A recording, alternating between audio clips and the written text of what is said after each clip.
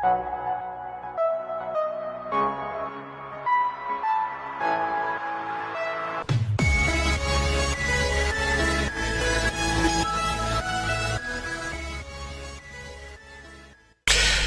बच्चों, कैसे हैं आप? क्या हाल चाल आपके? आज मेरे बच्चे, इंश्योरेंस कंपनी में हमारा जो अगला टॉपिक है वो है लॉस ऑफ प्रॉफिट पॉलिसी।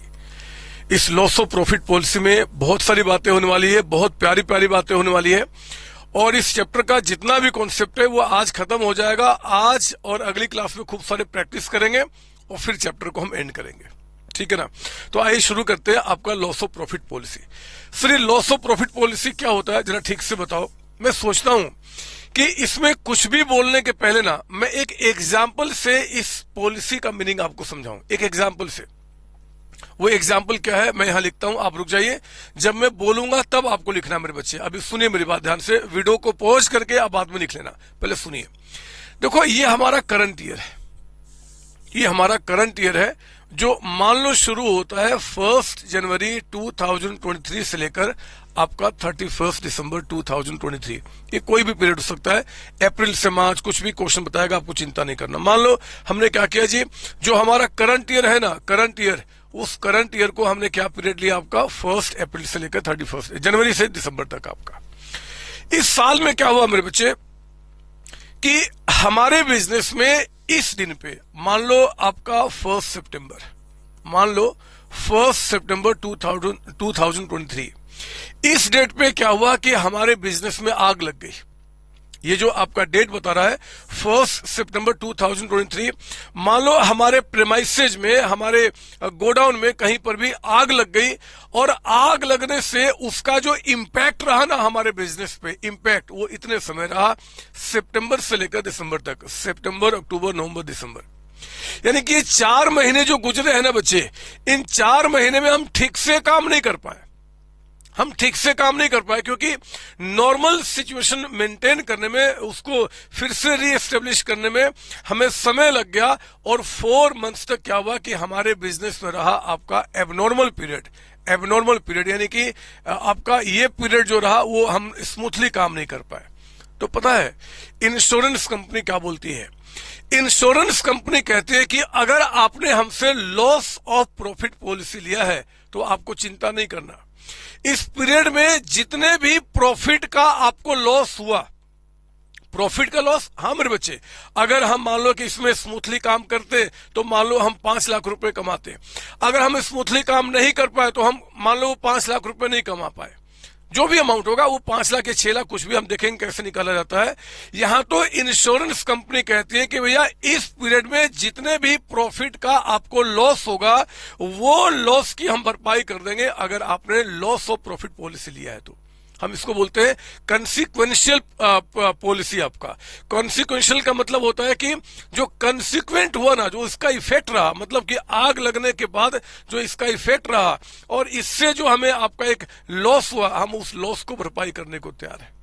मेरे प्यारे बच्चों, इस टॉपिक के अंदर में मैं आपको यही बताऊंगा कि इस पीरियड में आपको जो प्रॉफिट का लॉस हुआ वो कैसे कंप्यूट किया जाएगा। और ये मैं नहीं बता रहा, ये तो इंश्योरेंस कंपनी ने कुछ गाइडलाइंस इशू किए हैं, उन्हीं गाइडलाइंस को फॉलो करते हुए हम इसको निकालेंगे। वो गाइडलाइंस क्या, वही मैं आपको पढ़ाने वाला हूं, ठीक है ना? तो आइए जरा मैं शुरू करता हूं, बताता हूं कि इस पीरियड में जो आपको लॉस ऑफ प्रॉफिट हुआ उसको कैसे निकाला जाएगा। देखो ध्यान से सुनना, लिखना बंद करेंगे भी आप, और सुनो ध्यान से कि इंश्योरेंस कंपनी क्या बोलती है, क्या बोलती है। यहाँ कुछ नए नए वर्ड्स आएंगे, आपको ध्यान से सुनना होगा। ये देखो, ये करंट ईयर है और इसका पिछला साल आपका ये रहा। मतलब कि जो करंट ईयर होगा ना, ठीक इसके पिछला साल, हम इसको बोल देते हैं प्रीसीडिंग ईयर, प्रीसीडिंग ईयर, ठीक है ना? जरा मुझे बताओ कि प्रीसीडिंग ईयर कब से कब तक रहा होगा जी? अगर 1 जनवरी से 31 दिसंबर है तो 1 जनवरी 2022 से लेकर आपका 31 दिसंबर 2022, ये आपका पिछला साल हो जाएगा, प्रीसीडिंग ईयर। अब सुनो ध्यान से, इंश्योरेंस कंपनी इस कंपनी से कुछ सवाल पूछेगी। वो पूछती है कि जरा बताओ कि ये जो आपका बिजनेस का एबनॉर्मल पीरियड रहा, आप मुझे बताओ कि इस पीरियड में आपने कुछ सेल किया कि नहीं किया? क्या इस पीरियड में कुछ भी सेल हुआ मेरे बच्चे? या तो मतलब इतना ज्यादा आपका इफेक्ट था आग का कि हम कुछ भी सेल नहीं कर पाए, बिजनेस बिल्कुल बंद रहा, या तो ये होगा। या फिर हो सकता है कि अपना मार्केट को कवर अप करने के लिए हम थोड़ा मोड़ा सेल कर पा रहे थे, कोई नया प्रीमाइसेज हमने हायर पे ले लिया होगा, या जो प्रीमाइसेज हमारे पास है वही उसी में हम कोने में उतने मतलब इफेक्टिवली तो काम नहीं कर पाए, लेकिन थोड़ा मोड़ा हमने काम किया होगा। यही तो होगा मेरे बच्चे। मतलब इसके बीच में या तो हम बिल्कुल भी सेल नहीं कर पाए या थोड़ा मोड़ा सेल कर पाए। मान लो आपने क्या किया, इस पीरियड में आपने 2 लाख रुपए का सेल किया। मान लो एज्यूम क्या वो फिगर है, तो जो 2 लाख रुपए का आपने यहाँ पर सेल किया ना बच्चे, उस 2 लाख को इस चैप्टर में हम कहते हैं एक्चुअल सेल्स। ये सारे वर्ड्स याद रखना, ये नए नए वर्ड्स हैं जो आपको आ रहे हैं, जो कि इस पॉलिसी से जुड़े हुए हैं। हम क्या बोलेंगे? Actual sales. यानी कि एबनॉर्मल पीरियड में, इस एबनॉर्मल पीरियड में जो भी सेल आप कर पाए, उसको हम क्या बोलेंगे? आपका यहाँ पे एक्चुअल सेल्स। ठीक है ना, ध्यान रखें बात ये सर ना। अब इंश्योरेंस कंपनी कहती है कि एक बात बताओ कि 1 सितंबर से 31 दिसंबर में आपने 2 लाख का सेल किया। वो कहते कि बताओ इसके कोरेस्पोंडिंग पिछले साल में, ध्यान से मेरी बात सुनेंगे, इसके कोरेस्पोंडिंग पिछले साल में कौन सा डेट होगा? तो 1 सितंबर 2023 से अगर देखा जाए तो यहाँ पे 1 सितंबर आपका 2022 से 31 दिसंबर 2022, ये आपका इसके कोरेस्पोंडिंग का पीरियड आपका हुआ प्रीवियस ईयर में। इंश्योरेंस कंपनी कहती है कि जरा बताओ कि पिछले साल इसी पीरियड में आपने सेल कितना किया था। सेम पीरियड 1 सितंबर से 31 दिसंबर में आपने पिछले साल कितना सेल किया था। तो मेरे बच्चे कंपनी ने कहा कि देखो जी पिछले साल ना इसी पीरियड में हमने 10 लाख रुपए का सेल किया था, 10 लाख रुपए का सेल किया था। मेरे बच्चे जो भी सेल आपने इस पीरियड में पिछले साल किया होगा, उस सेल्स को इस चैप्टर में, इस टॉपिक में हम कहते हैं स्टैंडर्ड सेल्स। क्या हमने बोला? Standard sales. ये नाम आपको याद रखने पड़ेंगे बच्चे, ये नाम याद रखने पड़ेंगे। तो हमने क्या बोला कि आपका जो एबनॉर्मल पीरियड है उसमें जो सेल किया उसको एक्चुअल सेल्स, और आपने जो इसी के कोरिस्पोंडिंग पिछले साल में जो आपने सेल किया था उसको क्या बोलेंगे? आपका यहाँ पे स्टैंडर्ड सेल्स। नाउ अब इंश्योरेंस कंपनी कहती है कि एक बात बताओ आपके सेल्स में कितने की कमी आई है। मेरे बच्चे सेल्स में जितने की कमी आई ना, हम उसको कहते हैं शॉर्ट सेल्स। शॉर्ट सेल्स का मतलब होता है कि हमारे सेल्स में कमी कितने की आई। तो देखो ना शॉर्ट सेल्स का मतलब क्या हो गया? जो भी आपका स्टैंडर्ड सेल्स था, यानी कि इंश्योरेंस कंपनी कहते हैं कि भैया अगर आपने पिछले साल इसी पीरियड में आपने 10 लाख का सेल किया था, तो इस बार भी क्या होता, हम मान लेंगे कि 10 लाख का सेल होगा जी, है ना, इतना तो होना चाहिए था ना। तो 10 लाख में से आप सिर्फ 2 लाख का सेल कर पाए, यानी कि स्टैंडर्ड में अगर मैं एक्चुअल सेल्स को माइनस कर देता हूं, एक्चुअल सेल्स को आपका, तो हमारा क्या निकल के आ जाएगा? सेल्स में आई हुई कमी, शॉर्ट सेल्स। तो हमने क्या बोला कि 10 लाख रुपीज में से आप यहाँ पे माइनस कर दीजिए कितना जी? 2 लाख रुपीज का अमाउंट। तो ये कितना अमाउंट निकल के आ गया मेरे बच्चे? 8 लाख। शॉर्ट सेल्स का अमाउंट कितना निकल के आ गया यहाँ पे? 8 लाख रुपीज का अमाउंट। कोई डाउट इसके अंदर में? नहीं sir, this is short sales. Sales में आई कमी आपका कितना हो गया? 8 लाख। नाउ अब इंश्योरेंस कंपनी कहती है जरा बताओ कि आपका जीपी रेट कितना था। जीपी रेट कौन सी ईयर का? Of preceding year. GP rate जो आपने प्रीसीडिंग ईयर में आपने रखा था वो बताओ कितना। मतलब कि इस साल नहीं मेरे बच्चे, इस साल में तो पीरियड एबनॉर्मल रहा ना। वो कहते हैं कि प्रीसीडिंग ईयर में, मतलब कि पिछले साल में जिसमें कोई गलत चीज नहीं हुआ था, सब कुछ नॉर्मल तरीके से गुजरा था, मुझे बताओ कि पिछले साल में आपका जीपी रेट क्या था। तो मेरे बच्चे ये जीपी रेट मान लो यहाँ पे कहता है कि आपका 20% है, 20% है। यहाँ पे जीपी रेट इस पॉलिसी में निकालने का तरीका अलग होता है, थोड़ी देर आगे बात करेंगे। फिलहाल मान लो क्वेश्चन कहता है कि जो जीपी रेट है प्रीसीडिंग ईयर का वो आपका 20% है, ये 20% आपको दिया हुआ है। तो फिर जरा मुझे बताओ कि आपको प्रॉफिट का लॉस कितना हुआ। लॉस ऑफ प्रॉफिट आपका कितना निकल के आएगा? लॉस ऑफ प्रॉफिट कितना? सुनो ना मेरी बात। हमारे सेल्स में 8 लाख की कमी आई है, तो 8 लाख रुपीज पे जरा मुझे बताइए कि 20% कितना निकल के आ गया? 1,60,000, 1,60,000 रुपए, 160। यही मेरे बच्चे लॉस ऑफ प्रॉफिट हो गया। यानी कि आपका जो प्रॉफिट में 1,60,000 की कमी आई है, ये वो 160 है जो आप कमाते हैं अगर यहाँ पे एबनॉर्मल पीरियड ना होता तो। लेकिन ये आग लगने से जो प्रीमाइसेज में आपका थोड़ा मोड़ा काम हुआ या फिर बिल्कुल नहीं हुआ, उससे आपको 8 लाख का लॉस हुआ सेल्स का, और 8 लाख पे 20% के हिसाब से 160 का प्रॉफिट का लॉस हुआ। इंश्योरेंस कंपनी कहती है कि इस पॉलिसी के अंदर में हम इतना पैसा आपको देने को तैयार है। यही है लॉस ऑफ प्रॉफिट पॉलिसी। खत्म हो गई बात। इसी टॉपिक को और सिर्फ इसी को पढ़ाने के लिए मेरे बच्चे आज की क्लास मुझे रिकॉर्ड करना पड़ा, बाकी इसमें कुछ भी नहीं है। आप चाहो तो अभी के अभी आप अपनी इस क्लास को बंद करके आप घर जाइए। घर क्या मतलब, घर में ही तो आप मस्ती करो, जितना मस्ती करना है, दुनिया में एंजॉय करना है, जो करना है करो, क्योंकि टॉपिक खत्म हो गया। यही बात बच्चों को समझ में नहीं आती, और यही एग्जाम में क्वेश्चन आता है तो लगता है कि पता नहीं क्या क्वेश्चन आ गया, ये तो हमें समझ में नहीं आ रहा है, कुछ भी नहीं समझ में आ रहा है। आप प्लीज कॉपी कर लो और खत्म करो क्लास को। आपका सर सच्ची में क्लास खत्म हो गया। पहले काम करो ना, वीडियो को पॉज करके आप यहां तक लिख दो, फिर कुछ और आगे छोटी मोटी बातें करूंगा, कुछ क्वेश्चन की प्रैक्टिस कराऊंगा, थोड़े से नोट्स लिखाऊंगा और सच्ची में चैप्टर को एंड करूंगा। आप प्लीज कॉपी कर लीजिए। सर हो गया, सर हो गया। देखो यहां पे ना मैंने कुछ वर्ड्स यूज किए, standard sales, actual sales, short sales, GP rate. Actually यहाँ पे जीपी रेट का भी थोड़ा बहुत खेल है, और भी 2-4 नए नए वर्ड्स हैं। तो मैं सोचता हूं ना पहले उन वर्ड्स को मैंने आपको लिखा दूं, थोड़ा सा मेरे साथ लिखिए, ताकि कभी थ्योरी आ जाए, एमसीक्यू आ जाए, 1 मार्क का क्वेश्चन आ जाए तो आप परेशान ना हो। चाहे रिवीजन के टाइम पे आपको याद ना आए कि यार स्टैंडर्ड क्या था तो हम कैसे याद करेंगे, तो लिखिए मेरे साथ थोड़ा सा यहाँ पे लिखिए। यहाँ पे लिखेंगे आप सम इंपोर्टेंट टर्म्स, लिखेंगे आप यहाँ पे सम इंपोर्टेंट टर्म्स। कुछ अच्छे वर्ड्स मैं आपको यहां पे बताना चाहता हूं जो इसमें निकल के आता है, और उसमें पहला वर्ड लिखेंगे मेरे बच्चे यहां पे number 1 standard sales. Standard sales, आपका standard sales.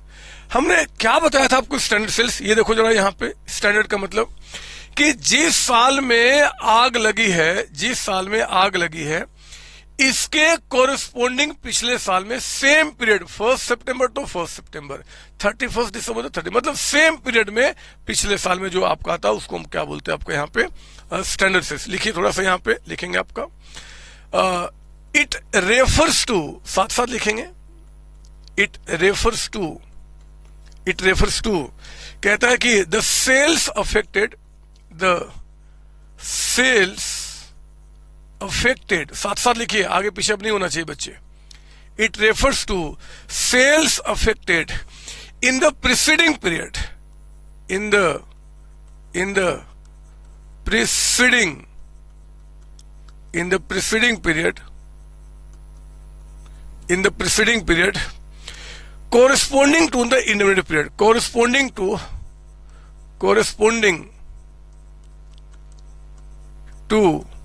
the indemnity period। Sir ये indemnity period क्या होता है, लिखो तो पहले आपका in the preceding periods corresponding to the indemnity period, full stop लिखेंगे आगे आप यहां पे standard sales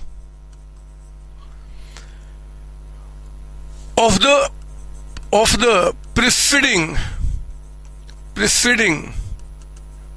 period must be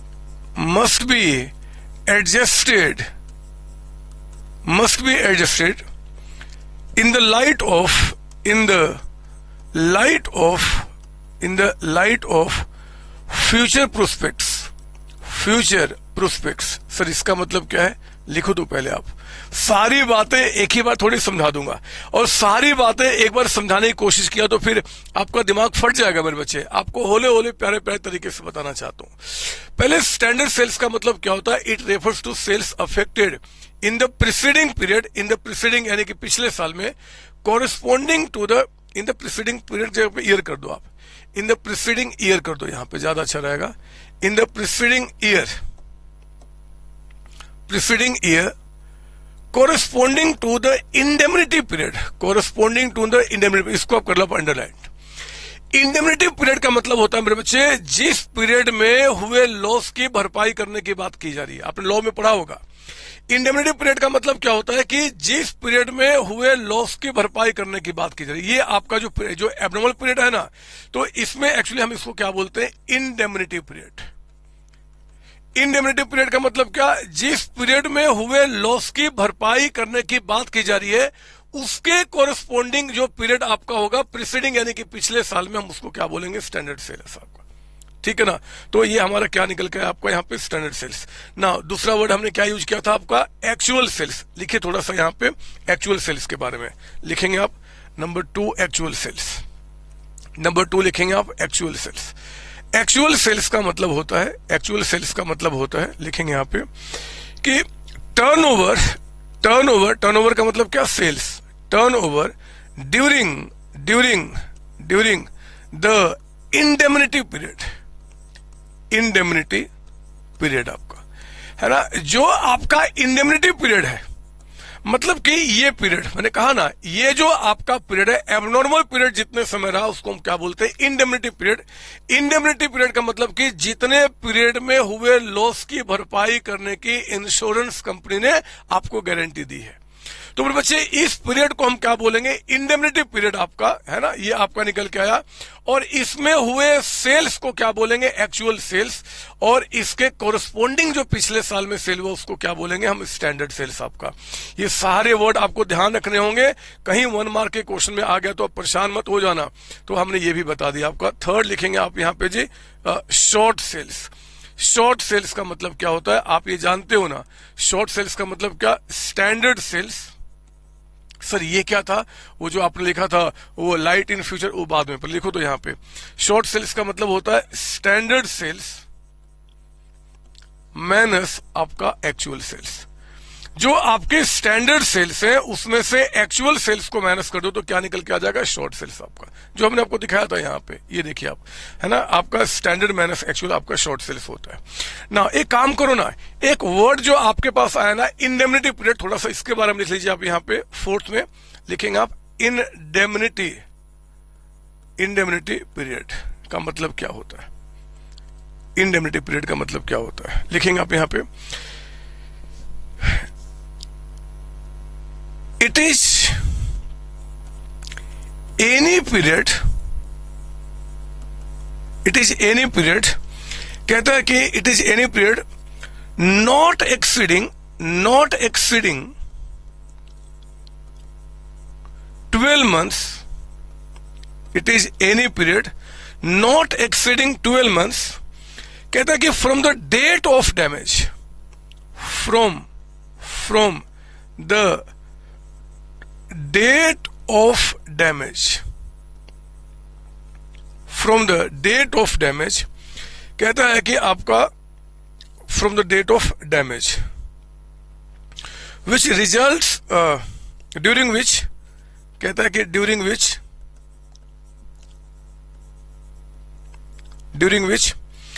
the results of business, the results यानी कि performance of business, results यानी कि performance of business shall be affected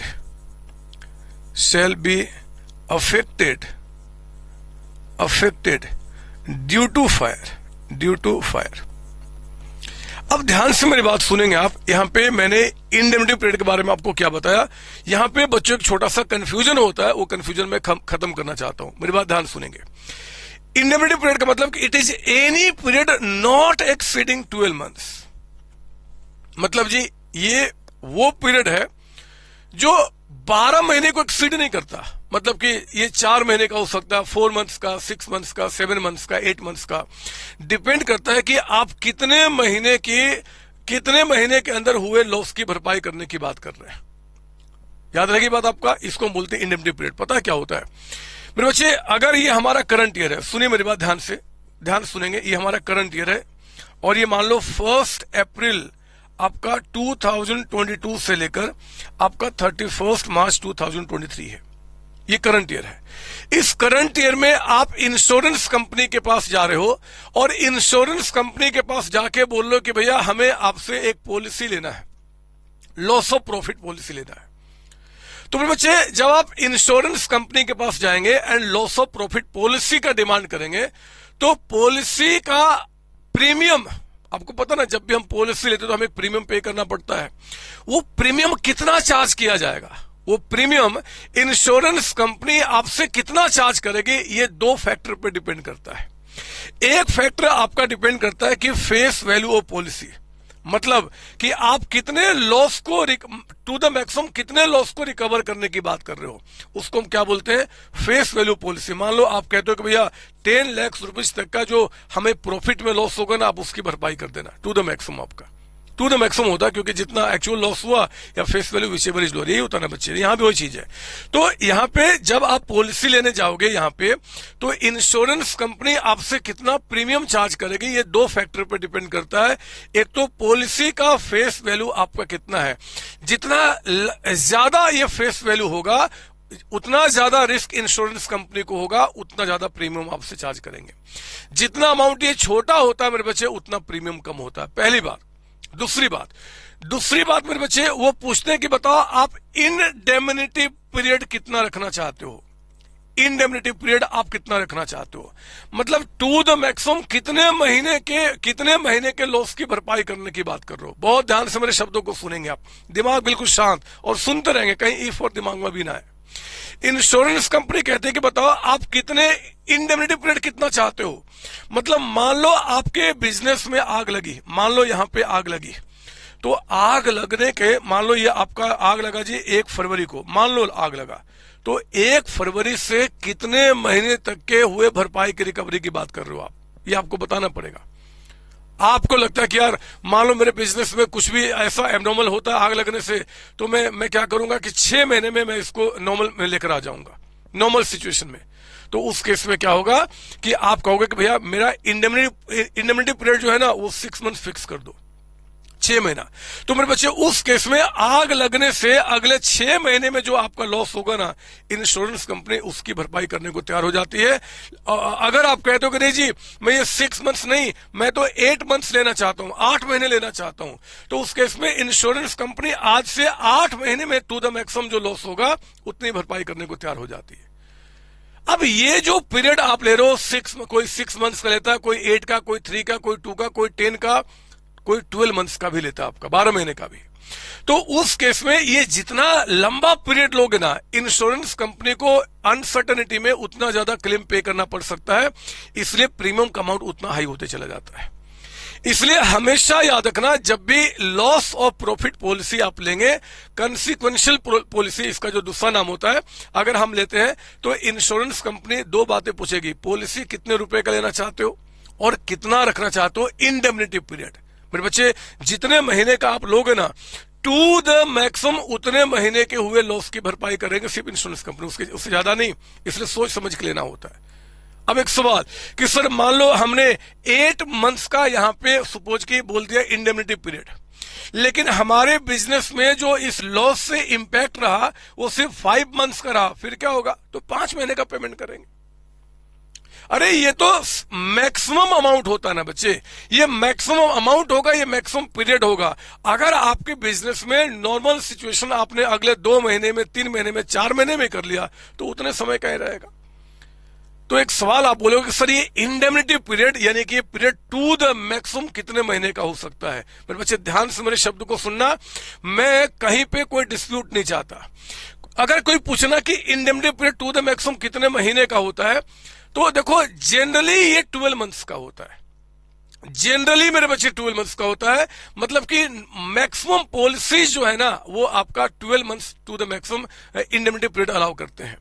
लेकिन ध्यान सुनना मैं क्या बोल रहा हूं, कुछ ऐसे बिजनेस हैं जो बहुत बड़े बड़े होते हैं, हाईली रिस्की होते हैं, जहां पे अगर इंडेमनिटी पीरियड मतलब कि 12 महीने से कुछ नहीं होगा, एक बार आग लगी तो नॉर्मल सिचुएशन लाने में कई वर्ष लग जाते हैं।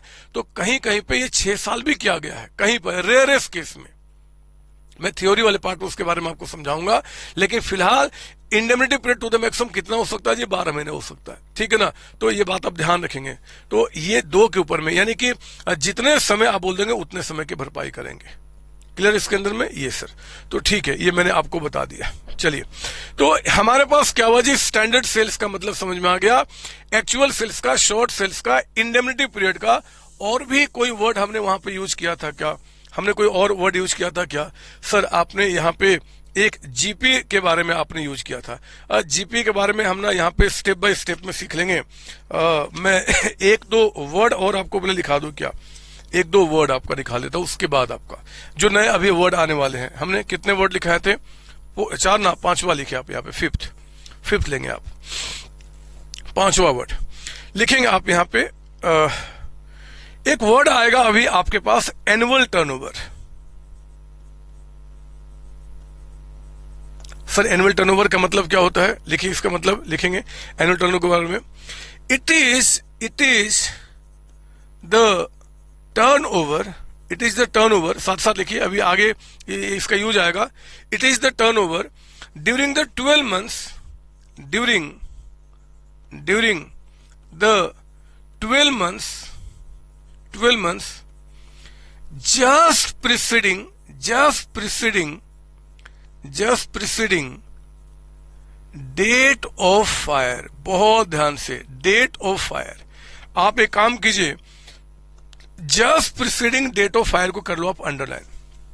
अभी आएगा इसमें एक वर्ड यूज किया जाएगा जी, annual turnover. Sir annual turnover क्या होता है?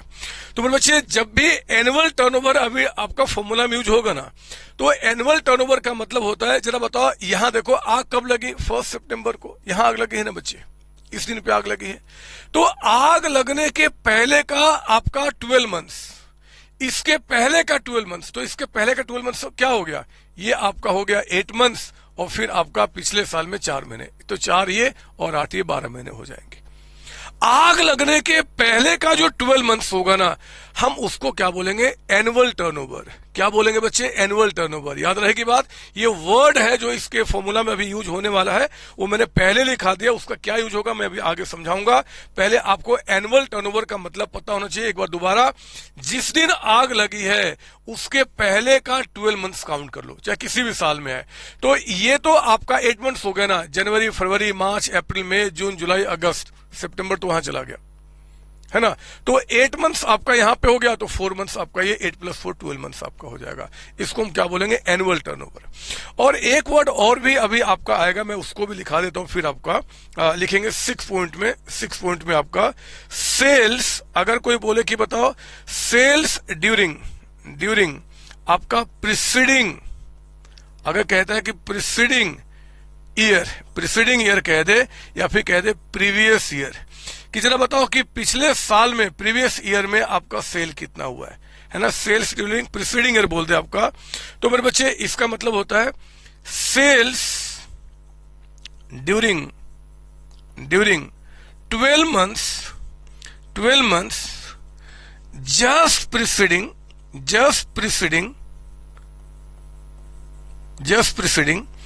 Year of fire. बहुत ध्यान से, तनिक सी गलती अगर आपकी हो गई तो सारे सपने चकनाचूर हो जाएंगे मेरे बच्चे। क्योंकि ये देखो आपका sales during 12 months just preceding year of fire. अगर कोई कहता है कि बताओ प्रीवियस ईयर में आपने या प्रीसीडिंग ईयर में आपने सेल कितना किया है, तो प्रीसीडिंग ईयर का सेल का मतलब कि आपका जिस साल में आपका फायर हुआ ना बच्चे, जिस साल में आग लगी है उसके पहले का 12 महीने, जिस साल में, यहाँ पे ईयर है, इसका मतलब कि आग आपका इस साल में लगी है ना, तो अगर आग इस साल में लगी है तो इसका पिछला साल क्या था, ये पिछला साल था। हम इसको क्या बोलेंगे आपका जी, यहाँ पे इसको हम बोलेंगे आपका क्या बोलते हैं आपका सेल्स ड्यूरिंग प्रीसीडिंग ईयर। यानी कि इस साल में जितना आपने टोटल सेल किया होगा उसको सेल्स ड्यूरिंग हम प्रीसीडिंग ईयर बोलेंगे। और इस साल में जो सेल आपने किया होगा उसको क्या बोलेंगे, माफ कीजिए, इस पीरियड के पहले जो सेल किया होगा उसको क्या बोलेंगे, सेल्स आपका एनुअल टर्नओवर। याद रहेगी बात ये। सर इसका यूज क्या है, तो मेरे बच्चे यूज को कराने के लिए ना, मैं अब आपको लॉस ऑफ प्रॉफिट पॉलिसी निकालने के लिए जितनी बातें मैंने आपको सिखाई, इसके बाद भी कुछ और भी बातें होती हैं, उन सारी बातों को मैं स्टेप बाय स्टेप आपको लिखाता हूं। आइए लिखिए मेरे साथ यहाँ पे, ये हमारा सब इंपॉर्टेंट टर्म्स हो गया जो आगे यूज होंगे। अब लिखिए यहाँ पे मेरे साथ स्टेप्स, लिखेंगे आप मेरे साथ यहाँ पे steps to be followed, steps to be followed in computation of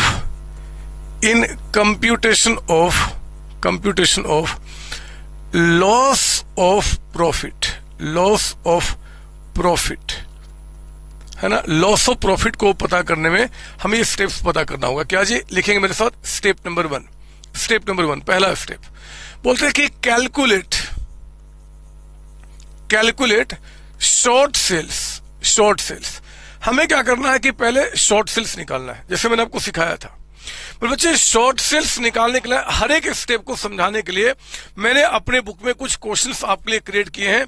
आप उन क्वेश्चंस को देखो ना, और इसके लिए आप मेरे बुकलेट का पहले क्वेश्चन नंबर 13 को देखिए। आप 13 क्वेश्चन।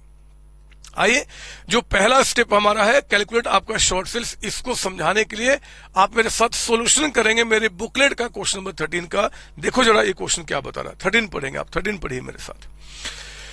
कहता है कि फायर अकर्ड ऑन 1 मार्च 2015।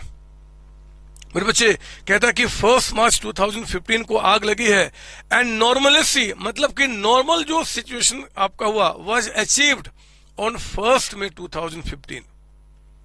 ठीक है।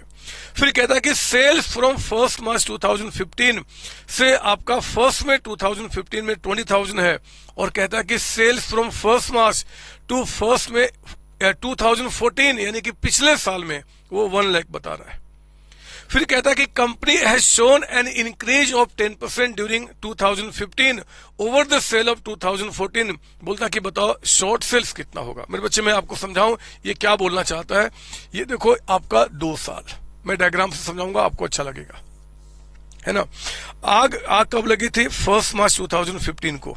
तो ये कहता है ना कि आपका 1 मार्च, मान लो ये वो डेट है, 1 मार्च 2015 से लेकर आपका आग का इंपैक्ट कब तक रहा जी? 1 मई 2015, 1 मई 2015, है ना, ये आपका रहा मेरे बच्चे। और कहता है कि जरा बताओ इसके कोरस्पॉन्डिंग फिर पिछले साल में क्या हो जाएगा? 1 मार्च 2014 से लेकर आपका यहां पे 1 मई 2014, ये आपका पिछले साल में रह गया। कहता है, पढ़ो ना जरा यहां पे क्या बता रहा आपको। कहता है कि सेल्स फ्रॉम 1 मार्च 2015 से 1 मई 2015 20,000। इसमें मेरे बच्चे यहां पे जो हम सेल करते हैं हम उसको क्या बोलते हैं? Actual sales. Actual sales. और ये एक्चुअल सेल्स कितना बता रहा आपको? 20,000। सेम पीरियड में पिछले साल जो हमने यहां पे सेल किया, जिसको हम क्या बोलते हैं? Standard sales. स्टैंडर्ड सेल्स वो कितना बता रहा आपको? देखो ना, 1 मार्च 2014 से आपका 1 मई 2014 यानी कि प्रीवियस ईयर में इस पीरियड में हमने सेल कितना किया है? 1 लाख रुपीज का अमाउंट, जिसको हम क्या बोलते हैं? आपका स्टैंडर्ड सेल्स, है ना। बोलता है कि बताओ शॉर्ट सेल्स क्या निकल के आएगा। ध्यान सुनेंगे आप मेरे बच्चे। शॉर्ट सेल्स निकालने के लिए हम लोग क्या करते हैं? स्टैंडर्ड सेल्स माइनस आपका एक्चुअल सेल्स, यही होता है ना? बोलो हाँ, ये सर। स्टैंडर्ड सेल्स कितना है? 1 लाख। लेकिन ना, रुको 1 लाख आंख बंद के मत बोलो ना, आंख बंद करके मत बोलो ना, थोड़ी मेरी भावनाओं को तो समझो, मेरे शब्दों को तो समझो। मैंने कुछ लिखाया था वो भी तो देखो, और फिर मैं आपको इंटरप्रेट करूंगा। स्टैंडर्ड सेल्स का मतलब it refers to the sales affected in the preceding year corresponding to the indemnity period. ठीक है। Standard sales of the preceding period must be adjusted in the light of future prospects. जरा खुद सोचो, मैं नहीं चाहता कि आप एक वर्ड भी यहां पर रटे। आप मेरी बात सुने ध्यान से, आपकी बात कर रहा हूं। भगवान ना करे कि आपके बिजनेस में कभी ऐसा आग लगे, लेकिन समझाने के लिए मुझे आपका एग्जाम्पल लेना पड़ेगा मेरे बच्चे। आपने पिछले साल इस पीरियड में सेल कितना किया था? 1 लाख रुपीज। आपने पिछले साल 1 लाख सेल किया था। क्या बिजनेस हमेशा आप स्टैग्नेंट चाहते हो? क्या आप मेहनत जो बिजनेस में कर रहे हो इसलिए कर रहे हो कि भैया 1 लाख का सेल पिछले साल इस पीरियड में हुआ, तो इस पीरियड में भी सेल आपका 1 लाख का होगा, अगले साल भी इस पीरियड में 1 लाख का होगा? यही होता है क्या? या बिजनेस में जो हम दिन रात काम करते हैं वो इसलिए करते हैं कि बिजनेस में ग्रोथ हो, और ज्यादा काम करें, और ज्यादा। बिजनेस में क्या होता है, हम मेहनत क्यों करते हैं दूसरों से ज्यादा? इसलिए करते हैं क्योंकि भैया बिजनेस में हर एक साल ग्रोथ होना चाहिए, और आपने मेहनत किया भी है। आपके बिजनेस में ग्रोथ हो भी रहा है मेरे बच्चे। आप इस क्वेश्चन को पढ़ो ना, ये जो 13 क्वेश्चन है आप पढ़ो लास्ट लाइन क्वेश्चन का, कि company has shown an increase of 10% during 2015 over the sales of 2014। यानी कि पिछले साल से इस साल आपके बिजनेस में क्या दिख रहा है जी, कि 10% का ग्रोथ हो रहा है।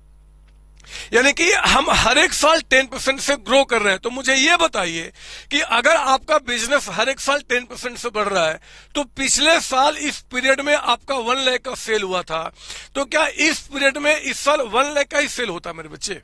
पिछले साल 1 लाख किए थे, क्या इस साल आपका सेल 1 लाख का ही होता? नहीं बच्चे, नहीं। अगर हर एक साल बिजनेस 10% से ग्रो कर रहा है, तो इस पीरियड में पिछली बार 1 लाख का हुआ था ना, वो 1 लाख इस बार कितना होता जी? 1 लाख प्लस 10,000, 1 लाख प्लस 10%, उतना होता ना। यानी कि इस पीरियड में अगर सब कुछ नॉर्मल होता ना, तो सेल 1 लाख का नहीं मेरे बच्चे, 1 लाख और प्लस 10% यानी कि 10,000, इसका आपका सेल होता है। ये आपका स्टैंडर्ड सेल्स है। स्टैंडर्ड सेल का मतलब होता है कि अगर सब कुछ नॉर्मल होता है, तो इस पीरियड में मैं कितना सेल कर पाता, that is equal standard sales. तो कितना आ गया आपका? 1,10,000। 10% का ग्रोथ है ना ये सर, तो वो आपका निकल के आ गया यहाँ पे, ठीक है ना। इसमें से आपका एक्चुअल कितना हो पाया? सिर्फ 20,000। तो आपका शॉर्ट सेल्स कितना आ गया मेरे बच्चे? 90,000 का आपको सेल्स में कमी आई है, न कि आपका 80,000 का। बात समझ में आ रही है? इसलिए मैंने सोचा था कि इसको बाद में आपको समझाऊंगा, लेकिन अब आपको समझ में आना चाहिए कि जो भी स्टैंडर्ड सेल्स है प्रीसीडिंग पीरियड का, हमें उसको एडजस्ट करना होगा in light of future prospects. और आपको चिंता नहीं करना, ये हमारे बिजनेस में ग्रोथ हो रहा है, अपवर्ड या डाउनवर्ड हो रहा है ग्रोथ, वो सब क्वेश्चन में आपको बताएगा, सारी बातें बताएगा, आपको चिंता नहीं करना। आपने अभी मेरे साथ क्या किया? स्टेप 1 कंप्लीट किया। स्टेप 1 यानी कि जिसमें हम क्या करते हैं? शॉर्ट सेल्स को निकालते हैं।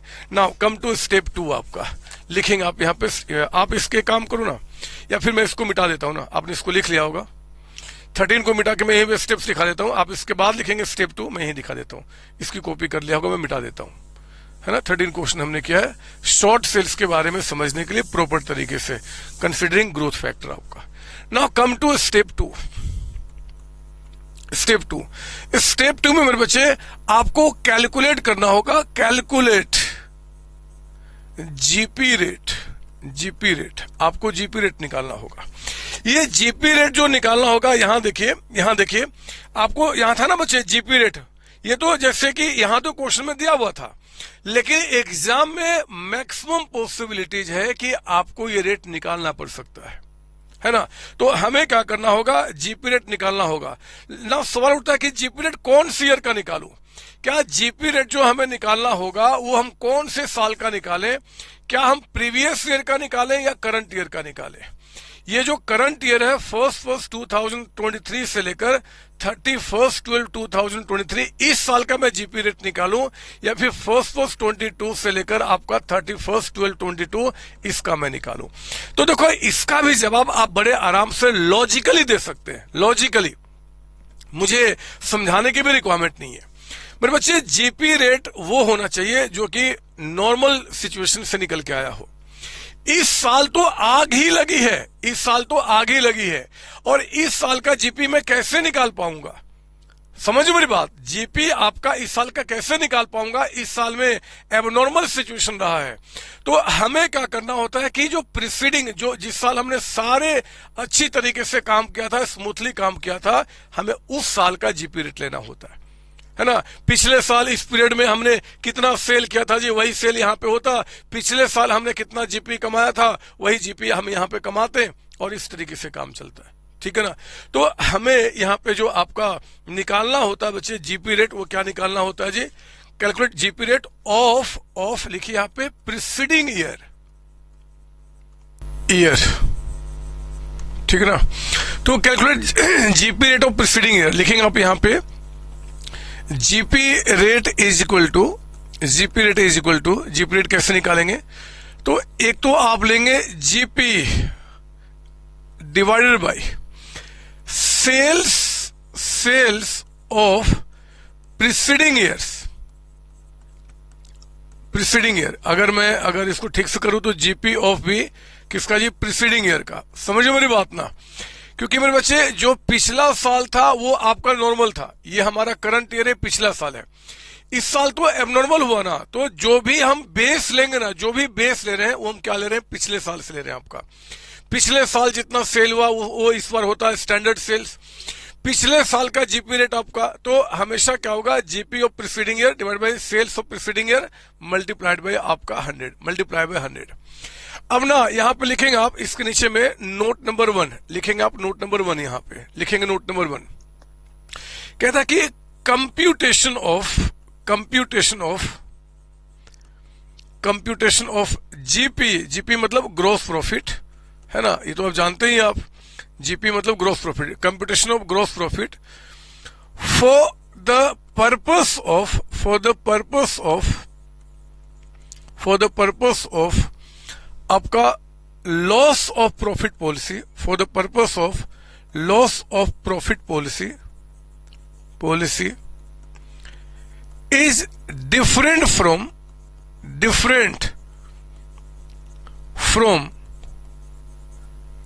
कंप्यूटेशन ऑफ जीपी यानी कि gross profit in normal way. आप जो नॉर्मल वे में आप जीपी आज तक पढ़े हो ना बच्चे, वो ट्रेडिंग अकाउंट से जो जीपी निकल के आता है, एक्चुअली यहां पे वो जीपी नहीं है।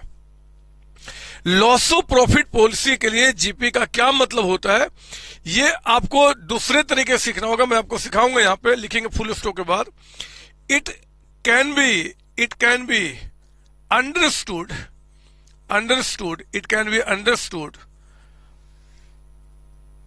by two following cases, दो केस के अंदर में टू फॉलोइंग केसेज, दो केस के अंदर मेरे बच्चे हम इसको समझ सकते हैं। लिखेंगे आप यहाँ पे केस नंबर ए आपका, व्हेन लिखेंगे, when profit and loss account shows net profit. अगर आपने जो पिछले साल का प्रॉफिट लॉस अकाउंट बनाया है, अगर उसमें नेट प्रॉफिट हो रहा है तो हम कैसे निकालेंगे। और केस नंबर 2 में हम सीखेंगे, केस नंबर बी में, when profit and loss account shows net loss. अगर आपके प्रॉफिट लॉस में नेट लॉस दिख रहा है तो मेरे बच्चे उस केस में कैसे करेंगे हमें सीखना, मतलब दो पार्ट में इस चीज की हमें स्टडी होगी। तो आप प्लीज कॉपी कीजिए। स्टेप 1 में हमने क्या क्या शॉर्ट सेल्स निकाला, दूसरे स्टेप में हमें जीपी रेट निकालना होगा। जीपी रेट हमने जो एग्जांपल क्लास में अभी कराया था मेरे बच्चे, वहां पे जीपी रेट क्वेश्चन में आपको क्या था जी, दिया हुआ था। ये जीपी रेट आपको यहाँ पे 20% दिया हुआ था, लेकिन ये जीपी रेट अगर हमें निकालना पड़ जाए, अगर क्वेश्चन में ना दिया हो तो हम कैसे निकालेंगे, हम उसको सीख रहे हैं। और हमेशा एग्जाम में देखा गया कि जीपी रेट आपको निकालने क्वेश्चन आ जाते हैं। जब भी जीपी रेट निकाला जाएगा तो यहाँ पे दो केस में आपका क्वेश्चन कवर होता है, या तो जो प्रॉफिट लॉस क्वेश्चन में दिया रहेगा उसमें नेट प्रॉफिट दिखाएगा, या जो प्रॉफिट लॉस दिया रहेगा उसमें नेट लॉस दिखाएगा। आइए मैं पहले केस नंबर ए के बारे में आपको समझाता हूं। लिखिए यहां पे केस नंबर ए आपका, जिसमें कि व्हेन आपका profit loss account shows net profit. अगर प्रॉफिट लॉस अकाउंट में नेट प्रॉफिट शो हो रहा है ड्यूरिंग प्रीसीडिंग ईयर, क्योंकि हम सब कुछ प्रीसीडिंग ईयर्स का ही निकाल रहे हैं, तो उस केस में हम इसको कैसे कंप्यूट करेंगे।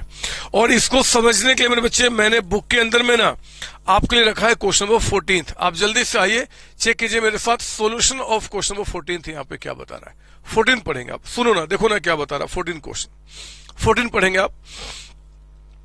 कहता है 14th में, from the following trading and profit loss account you are required to calculate GP for the purpose of insurance claim. और कौन से क्लेम की बात कर रहे हैं, लॉस ऑफ प्रॉफिट पॉलिसी का, है ना, जिस टॉपिक के अंदर में हम लोग पढ़ रहे हैं आपका बच्चे। तो कहता है कि trading and profit loss account for the year ending on 31 December 2022 आपको बता रहा है स्टॉक है, परचेजेज है, डायरेक्ट एक्सपेंसेज है, सेल्स है, स्टॉक, और फिर आपका जीपी ग्रॉस प्रॉफिट। नीचे आओ ना, ये ग्रॉस प्रॉफिट आपका 3 लाख रुपीज दिखा रहा है। इसके बाद कहता है वेरिएबल एक्सपेंस। वेरिएबल एक्सपेंस का मतलब होता है कि जितना ज्यादा हम सेल करेंगे ये खर्चे उतने ज्यादा होते हैं, जितने कम सेल करेंगे उतना कम ये खर्चे होते हैं। वेरिएबल है, वेरी कर रहे हैं आपका with increase decrease in production and sale. लेकिन दूसरा कहता है स्टैंडिंग चार्ज। स्टैंडिंग चार्ज का मतलब होता है बच्चे फिक्स चार्जेस। बहुत ध्यान से मेरी बात सुनना, रटना नहीं है आपको, बिल्कुल दिमाग से मेरी बातें सुननी है, आपको सारी बातें समझ में आ जाएगी। स्टैंडिंग चार्ज का मतलब कि जो चार्जेज आपके फिक्स्ड हैं, आप बिजनेस करो ना करो, थोड़ा सा करो ज्यादा करो, ये आपको पे करने ही पड़ेंगे। जैसे कि मैं एक एग्जांपल बताऊं, अब देखो ना, एक परमानेंट एम्प्लॉय कोई है हमारा, परमानेंट एम्प्लॉय, अगर मैं अपने बिजनेस की बात करता हूं तो मेरे बिजनेस में सेल हो या ना हो उसे क्या फर्क पड़ता है। हमारा जो परमानेंट एम्प्लॉय है, जो स्किल्ड एम्प्लॉय है, जो लेबर स्किल्ड आपका है, उसको हमें पेमेंट करना ही पड़ेगा। ये मान लो जहां पे मैं काम कर रहा हूं ये रेंटेड प्रेमाइसेज है। अब मेरा एक प्रोडक्ट बिके ना बिके, 1000 बिके, लाख बिके, क्या फर्क पड़ता है, इसका जो रेंट है मुझे पे करना ही पड़ेगा। तो मेरे बच्चे वो सारे खर्चे जो आपके फिक्स नेचर के होते हैं उसको बोलते हैं स्टैंडिंग चार्ज, यानी कि आपका सेल हो या ना हो ये खर्चे करने पड़ेंगे। तो कहता है कि आपका ये 1,80,000 है और फिर आपका नेट प्रॉफिट कितना कितना कहता है आपका 1,10,000।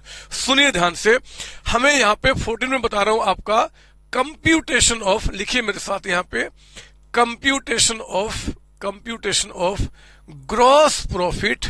मैं यहां पे ग्रॉस प्रॉफिट आपको निकालना बता रहा हूं फॉर द पर्पस ऑफ क्या जी, loss of profit policy. Loss of profit policy के लिए आपका जीपी कैसे निकल गया। बहुत ध्यान से मेरी बात सुनना। पता है इसके लिए जीपी का मतलब क्या होता है, ग्रॉस प्रॉफिट का मतलब। ग्रॉस प्रॉफिट का मतलब होता है बच्चे, जब आप ये पॉलिसी लेने जाते हो ना, जब ये पॉलिसी लेने जाते हो तो इंश्योरेंस कंपनी कहती है बताओ कि आपने पिछले साल कितना प्रॉफिट कमाया। पूछती है इंश्योरेंस कंपनी कि आप बताइए पिछले साल आपने कितना प्रॉफिट कमाया। तो देखो ना, ये जो प्रॉफिट लॉस अकाउंट दिखा है, इसको देख के बताओ कि पिछले साल आपने नेट प्रॉफिट कितना कमाया है, 1,10,000। तो इस ग्रॉस प्रॉफिट को निकालते समय ना, जो भी आपका नेट प्रॉफिट है हम उसको क्या करेंगे, इसमें ऐड कर देंगे। GP for the purpose of loss of profit policy, उसमें नेट प्रॉफिट आ जाएगा। फिर इंश्योरेंस कंपनी आपसे यह भी पूछती है कि एक बात बताओ कि आप मुझसे सिर्फ अपने नेट प्रॉफिट को इंश्योर करना चाहते हो या फिर जो स्टैंडिंग चार्ज है उसको भी इंश्योर करना चाहते हो। ऐसा क्यों, इसलिए मेरे बच्चे, क्योंकि अगर आग लगी और आग लगने से मान लो अगर आप बिजनेस नहीं किए उस टाइम पे, अगर उस टाइम पे बिजनेस नहीं किए तो ये जो आपके वेरिएबल खर्चे वो नहीं लगेंगे, है ना। जब प्रोडक्शन करेंगे तभी तो खर्च होगा, नहीं करेंगे तो नहीं लगेगा। लेकिन जो स्टैंडिंग चार्जेस है ये तो हमेशा आपको पे करना पड़ेगा। सर कुछ और एग्जाम्पल बताओ ना स्टैंडिंग चार्ज के, बहुत सारे, मैं भी आपको नोट में लिखाऊंगा भी स्टैंडिंग चार्ज में क्या क्या कवर्ड होता है। लेकिन देखो जैसे रेंट हो गया प्रीमाइसेज का, और सैलरी हो गया परमानेंट एम्प्लॉय का, स्किल्ड जो वर्कर होते हैं उनका वेजेस आपका हो गया, कोई बैंक से आपने लोन लिया है, डिवेंचर्स आपने इशू किया, उस पर इंटरेस्ट पे कर रहे हो, जो डायरेक्टर्स है, मैनेजर है, उनकी सैलरी है, डायरेक्टर्स फीस है, ये सब कुछ कवर्ड होता है मेरे बच्चे आपका। जो मतलब सुनो ना, मैं क्या बोल रहा हूं, जो मतलब लगेगा ही लगेगा, आपको पे करना ही पड़ेगा, चाहे बिजनेस चले चाहे ना चले, है ना। अगर आप बिजनेस चला रहे हो, प्रोडक्शन करो चाहे ना करो, जो पे करना ही पड़ेगा, हम उसको बोलते हैं स्टैंडिंग चार्ज। तो इंश्योरेंस कंपनी आपसे पूछती है कि मुझे बताओ कि आपको क्या इंश्योर करना है, सिर्फ अपना नेट प्रॉफिट या वो स्टैंडिंग चार्ज, क्योंकि अगर आग लगी और उस टाइम पे अगर काम नहीं हुआ तो भी आपको स्टैंडिंग चार्ज तो पे करना ही पड़ेगा। तो क्या ये भी अपने पॉलिसी में इंक्लूड करना चाहते हो। हमने कहा जरा देखो ना कि क्या ये जिसका प्रॉफिट लॉस अकाउंट है कि वो सारे स्टैंडिंग चार्ज इंश्योर करना, क्या आप चेक कीजिए, प्रॉफिट लॉस में स्टैंडिंग चार्ज कितना बता रहा है, 180। नीचे पढ़ो ना, नीचे क्या बता रहा है, नीचे ठीक प्रॉफिट लॉस के नीचे में, standing charges insured only to the extent of 90,000। मतलब कि जब आप पॉलिसी लेने गए तो पूरे 1,80,000 को आपने इंश्योर्ड नहीं किया, वो आपके हाथ में है, आप कितना करना चाहते हो।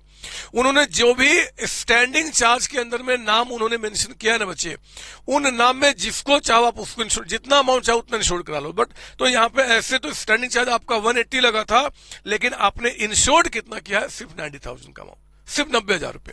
तो ठीक है, हम लोग क्या करेंगे जी, एनपी यानी कि एक तो आप इसको सिक्योर्ड कर रहे हो, इसको इंश्योर्ड कर रहे हो, और प्लस हम क्या करेंगे, इंश्योर्ड जो आपके स्टैंडिंग चार्जेस है हम उसको इसमें ऐड कर देंगे, इंश्योर्ड स्टैंडिंग चार्ज। और फिर जो अमाउंट बनेगा ना बच्चे, फिर जो अमाउंट बनेगा यही आपका ग्रॉस प्रॉफिट बनेगा कौन सा, for the purpose of loss of profit policy.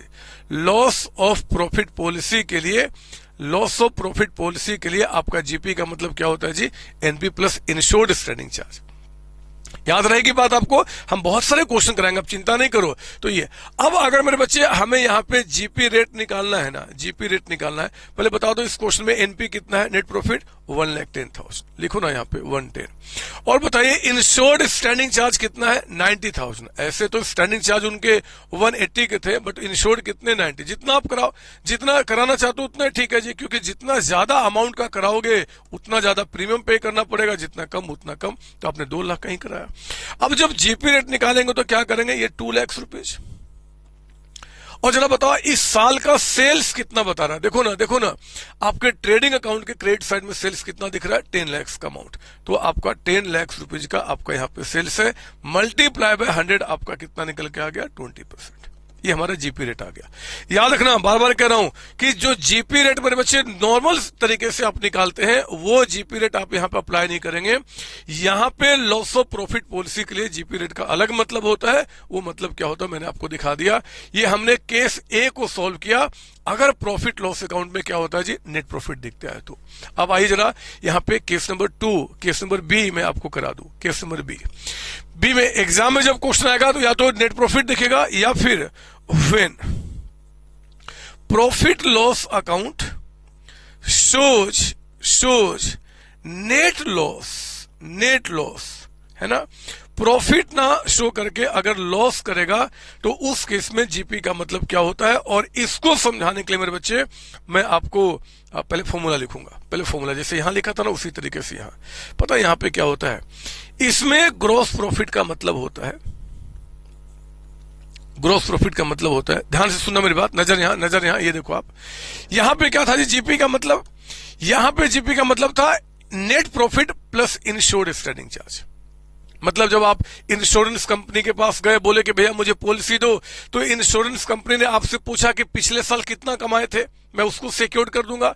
तो हमने कहा पिछले साल हमने 110 कमाया था, वो हमें सिक्योर्ड कर दो, तो कर दिया। और जो स्टैंडिंग चार्ज में जितना आप इंश्योर्ड करना चाहते हो, अगर मेरे बच्चे आपको लॉस हुआ है पिछले साल, तो लॉस को सिक्योर्ड कराओगे क्या, कि हाँ पिछले साल लॉस हुआ है तो आप हमें गारंटी दो कि इस बार भी हमें लॉस होगा। कोई लॉस सिक्योर्ड कराता है थोड़े बदमाश, अरे प्रॉफिट को हम सिक्योर्ड कराते हैं। पिछले साल प्रॉफिट हुआ है तो इस साल भी हमारा प्रॉफिट होगा, हम इसकी गारंटी देते हैं। पिछले साल हमारा लॉस हुआ है तो इस बार भी लॉस होगा, इसकी गारंटी नहीं होती। हम गारंटी किसका करते हैं जी, प्रॉफिट का करते हैं, कि ठीक है पिछले साल प्रॉफिट हुआ तो इस साल भी आपको प्रॉफिट होगा। अगर आपके प्रॉफिट लॉस में लॉस दिख रहा है ना बच्चे, ध्यान सुनना, तो ये तो है ही नहीं ना, यानी कि हम क्या ले लेंगे, एक तो इंश्योर्ड स्टैंडिंग चार्ज, लिखो ना यहां पे जीपी का मतलब होता है इंश्योर्ड, जीपी का यहां मतलब होता है insured standing charge, standing charge. एक तो आप ये लेंगे, आप यहाँ पे इंश्योर्ड स्टैंडिंग चार्ज है, ठीक है ना। और सुनो ध्यान से, देखो कैसे याद करना है। नेट प्रॉफिट को हमने इसमें क्या किया था, प्लस किया था ना। अगर आपका नेट लॉस है, अगर आपका पिछले साल का प्रॉफिट ने लॉस शो करना मेरे बच्चे, तो इंश्योर्ड स्टैंडिंग चार्ज में हमने नेट प्रॉफिट को प्लस किया था, लॉस को हम क्या करेंगे, माइनस कर देंगे, इसमें से माइनस कर देंगे। मतलब insured standing charge minus loss आपका, वही आपका जीपी हो जाएगा। लेकिन मेरे बच्चों, मेरे प्यारे बच्चों ध्यान सुनना, सारे नेट लॉस नहीं। अब देखो ना, जैसे कि 15 क्वेश्चन देखो आप, 15 क्वेश्चन देखो 15 क्वेश्चन में कहता है कि from the following profit loss account you are required to calculate GP for the purpose of insurance claim. कौन सा claim, loss of profit policy, exam में मेंशन रहेगा for the loss of profit policy. कहता है कि profit loss for the ending on 31 December 2022 में आपका देखो जीपी है, फिर आपका वेरिएबल स्टैंडिंग, और फिर आपका नेट लॉस यहां दिखा रहा है। नेट लॉस कितना, 45, मतलब यहां प्रॉफिट नहीं लॉस है। तो हम ये इस केस नंबर बी के अंदर आ गए। आप चेक करो कि जो स्टैंडिंग चार्जेज आपके प्रॉफिट लॉस अकाउंट में आपको 90,000 बता रहा है, क्या वो सारे इंश्योर्ड हैं क्या। देखो ना नीचे में क्या बता रहा है, ठीक नीचे में हमेशा बताएगा, आपको चिंता नहीं करना। वो कहता है नीचे में कि भैया standing charges are insured only to the extent of 60,000। पूरे 90 नहीं, 60,000। तो पता है क्या करेंगे, एक तो जितना इंश्योर्ड स्टैंडिंग चार्ज वो ले लो, प्रॉफिट को हमने प्लस किया था, लॉस को माइनस करेंगे। लेकिन सारे लॉस को नहीं मेरे बच्चे, आपको यहां पे माइनस करना होगा proportionate net loss, proportionate net loss minus करना होगा इन रिलेशन टू या रिलेटेड टू या विथ प्रोपोर्शन टू, ऐसे कीजिए, with proportion to insured standing charge. Sir समझ में नहीं आया, मतलब मैं आपको बताता हूं, ये उन्होंने फॉर्मूला दिया है मेरे बच्चे, मैं आपको बताता हूं ये इसका मतलब क्या हुआ। मुझे बताइए क्वेश्चन में इंश्योर्ड स्टैंडिंग चार्ज कितना है, आप क्वेश्चन देख के बताइए कि आपका इंश्योर्ड स्टैंडिंग चार्ज कितना है। तो सर इसमें है 60,000। एक तो आप ये ले लो, आप 60,000, ये हमारा 60 चला गया, और इसमें माइनस कर दो, क्या जी, प्रोपोर्शनेट नेट लॉस। जरा बताओ कि आपके प्रॉफिट लॉस में नेट लॉस कितना दिख रहा है, 45,000 दिख रहा है बच्चे। तो आप कहना, ध्यान से शब्दों को सुनना, कि भैया 45,000 का लॉस हमारा तब निकल के आया था जब हमारे प्रॉफिट लॉस में टोटल स्टैंडिंग चार्ज 90,000 के दिख रहे थे। अरे ये जो 45 का जो आपका नेट लॉस दिख रहा है बच्चे, ये 45 का नेट लॉस कब, जब स्टैंडिंग चार्जेस आपके प्रॉफिट लॉस में कितने थे, 90। जब आपने 90,000 का स्टैंडिंग चार्ज आपने प्रॉफिट लॉस में दिखाया था, तब इतना लॉस निकल के आया था। आप बताओ कि क्या सारे स्टैंडिंग चार्ज को आपने इंश्योर्ड किया था क्या? नहीं सर, कितना, 60 को हमने इंश्योर्ड किया था। तो मेरे बच्चे आप कहना कि 45 का लॉस जब 90,000 का हमने प्रॉफिट लॉस में स्टैंडिंग दिखाया था, बट क्योंकि हमने 60,000 ही इंश्योर्ड किया है, तो 60,000 के विथ रिलेशन टू इंश्योर्ड, यानी कि 60 के प्रोपोर्शनेट ये नेट लॉस कितना, वही यहां पे माइनस किया जाएगा। तो मेरे बच्चे 60,000 और माइनस ये कितना निकल के आ गया, 45 divide by 90, 45,000 divide by 90 into आपका 60, ये आ गया 30,000 का अमाउंट आपका, 30,000। तो 60 माइनस 30 कितना बन गया आपका यहाँ पे, 30,000। यही हमारा यहाँ पे जीपी निकल के आ गया। तो this is the way to compute आपका जीपी। आप सुन लो मेरी बात ना, ये सर इसका लॉजिक क्या है, बहुत सिंपल लॉजिक है। जब आपने सारे स्टैंडिंग चार्ज आपने इंश्योर्ड नहीं किए हैं, आपने सिर्फ कुछ किए हैं, तो मेरे बच्चे उस केस में हम नेट लॉस भी सारे नहीं लेंगे, सारे स्टैंडिंग चार्ज मानते हुए नहीं लेंगे, हम वही जो इंश्योर्ड स्टैंडिंग चार्ज है उसी के प्रोपोर्शनेट में जो लॉस होगा वो माइनस किया जाएगा। फिर से सुनिए कैसे याद रखना है, आपको याद रखना है नेट प्रॉफिट को हमने ऐड किया था, तो नेट लॉस को हम क्या करेंगे, माइनस करेंगे। लेकिन नेट लॉस पूरा माइनस नहीं करेंगे, जितने इंश्योर्ड स्टैंडिंग चार्ज है उन्हीं के प्रोपोर्शन में जो नेट लॉस होगा सिर्फ वो माइनस किया जाएगा, फिर आपका निकल के आ जाएगा जीपी। और जीपी निकल गया, और देखो ना क्वेश्चन में आपका सेल्स प्रीवियस ईयर का कितना बता रहा है, 10 लाख रुपीज आपका। तो अगर आपको यहाँ पे जीपी रेट निकालना, मेरे पास जगह कम है, आप इसके नीचे लिखिए, मैं यहाँ लिख देता हूँ। अगर आपको जीपी रेट निकालना है ना, इसके पर्पस ऑफ द क्लेम के लिए, तो 30,000 का जीपी निकल के आया जब सेल्स हमारे पास कितना है जी, 10 लाख रुपीज का अमाउंट आपका, 10 लाख का अमाउंट मल्टीप्लाइड बाय 100, ये कितना आ गया आपका, ये 3% का अमाउंट निकल गया। जो भी है क्या फर्क पड़ता है, आपको ये निकालने का तरीका होता है। This is the way to compute आपका यहाँ पे जीपी। प्लीज कॉपी करेंगे आप। हमने आपको दोनों केस का मीनिंग बता दिया, दोनों केस को बहुत बेहतर तरीके से एग्जाम्पल से। अभी ये सारी बातें ना बड़े बड़े क्वेश्चन में इकट्ठा हो जाएंगी, हम वहां भी सोल्व करेंगे। फिलहाल आपको इस बात को ध्यान में रखना होगा, और मैं अभी यहीं पे आ जाता हूं। ये लिख लिया आप लोगों ने, ये प्लीज वीडियो को पॉज करके आप यहाँ पे लिख लीजिए, और उसके बाद मैं अब आगे बढ़ता हूं। ये आ गए यहाँ पे, हमने क्या किया जी, स्टेप 1 हमारा शॉर्ट सेल्स निकल के आ गया। स्टेप 2 में जीपी रेट और प्रीसीडिंग ईयर हमने निकाल दिया, और इसके लिए हमने क्या किया बताया कि दूसरे तरीके से निकलता है, और दोनों केस के अंदर में हमने क्वेश्चन करा दिया। 2 स्टेप हमारे खत्म हो चुके हैं। अब ये 2 स्टेप खत्म करने के बाद मेरे पास ना यहाँ पे कुछ वर्ड्स हैं जिसके बारे में नोट लिखाना है, जैसे कि ये इंश्योर्ड स्टैंडिंग चार्ज के बारे में।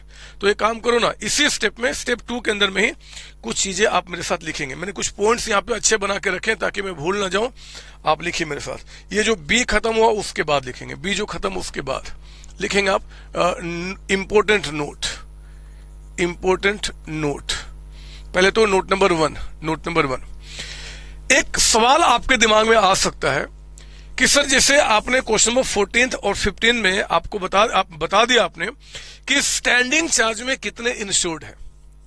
आपने बता दिया कि स्टैंडिंग चार्ज आपका 14 में 180 था, इंश्योर्ड 90 है, नीचे वाले में स्टैंडिंग चार्ज आपका 90 है और इंश्योर्ड आपका कितना है जी 60, बता दिया। सर एग्जाम में एक क्वेश्चन आ गया और एग्जाम में अगर हमें नहीं बताता कि स्टैंडिंग चार्जेज इंश्योर्ड हैं या नहीं तो फिर हम क्या करेंगे। मेरे बच्चे पहले बता दूं, आपको चिंता नहीं करना, एग्जाम में हमेशा बताएगा कि स्टैंडिंग चार्जेज इंश्योर्ड है या नहीं है तो कितने, वो हमेशा बताएगा। लेकिन आपकी सेफ्टी के लिए मैं एक बार यहां लिख देता हूं, क्योंकि एक बार देखा गया कि एग्जाम में क्वेश्चन आया था बट वो नहीं बता रहा था कि स्टैंडिंग, ये तो बताया कि स्टैंडिंग चार्ज इतने हैं बट वो इंश्योर्ड है या नहीं वो नहीं बता रहा, तो फिर क्या करेंगे, लिखेंगे इफ नॉट मेंशन, लिखिए मेरे साथ, इफ नॉट मेंशन क्लियरली, अगर साफ साफ मेंशन नहीं करता, comma, we always assume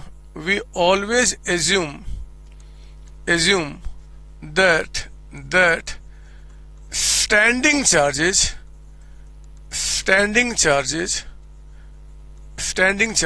are insured, है ना, इंश्योर्ड, मतलब हमेशा हम क्या मानेंगे जी, उनको इंश्योर्ड मानते हुए क्वेश्चन सॉल्व करेंगे, मतलब सारा का सारा इंश्योर्ड है, कुछ ना बताया, या तो हम भगवान तो नहीं ना बच्चे, या तो क्वेश्चन को बताना पड़ेगा कि स्टैंडिंग चार्जेस इंश्योर्ड है कि नहीं है, और मैंने कहा ना 100% केस में बताएगा। एक बार एग्जाम में देखा गया था आपके कि उसने नहीं बताया था, तो मैंने बता दिया कि उस केस में जो एग्जामिनर ने कहा था कि भैया आपको फिर उसको स्टैंडिंग चार्जेस आपके इंश्योर्ड है यही मानते हुए क्वेश्चन सॉल्व करना होगा, तो हमने वही नोट लिखा दिया, यही फॉलो करेंगे हम लोग, ठीक है ना। नोट नंबर टू लिखेंगे आप यहां पे, नेट प्रॉफिट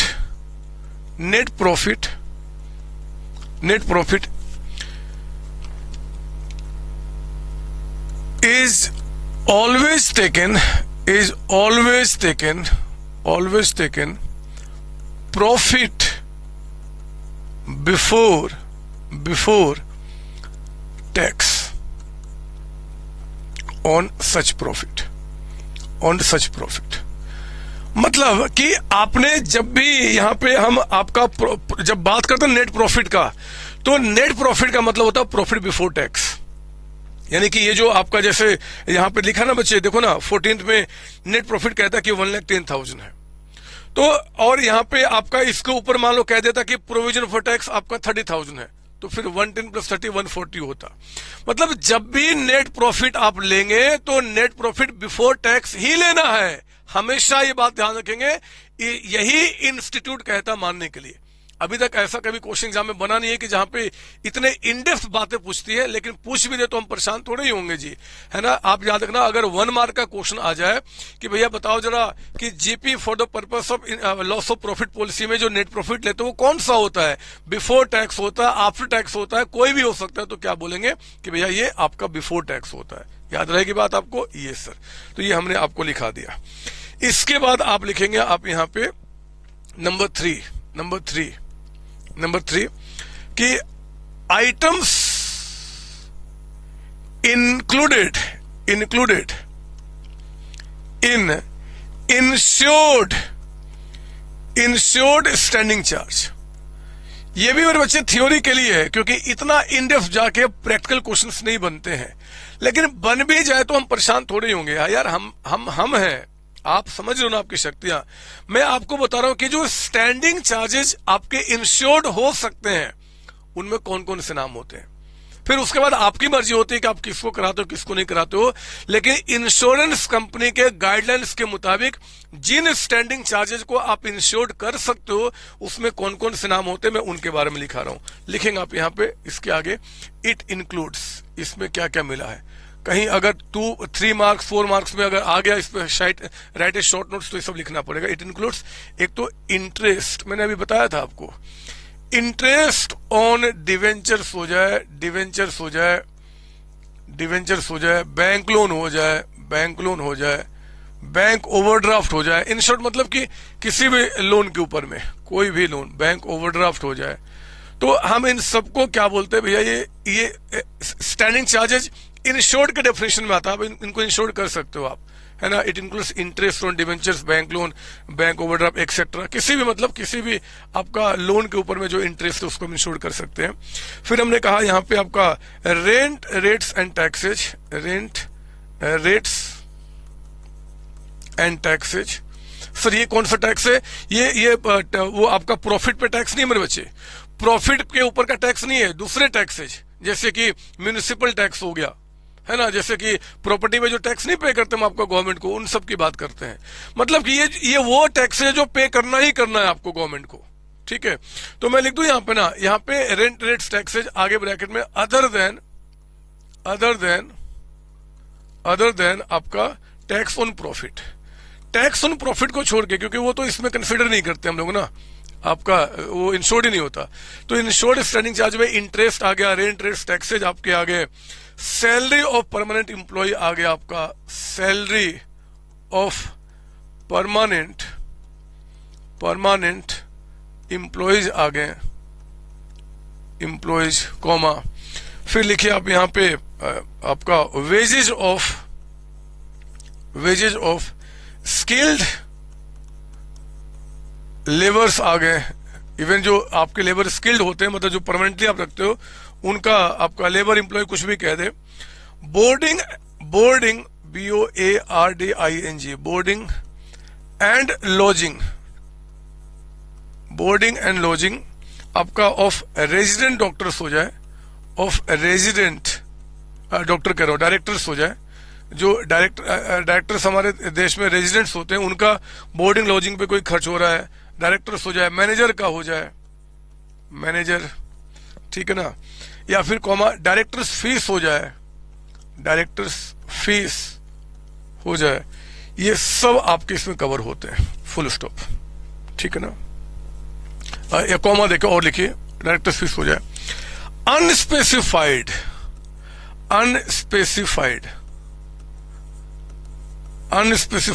स्टैंडिंग चार्ज, मतलब इनके सिवाय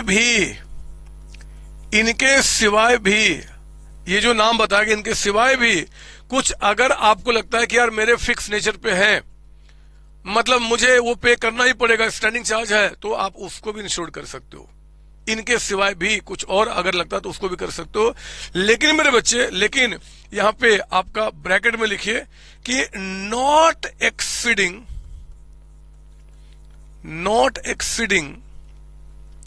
5% ऑफ द अमाउंट, ये सब MCQ 1 मार्क से क्वेश्चन में बन सकते हैं आपका 5% वाला रेट के लिए, of the amount recoverable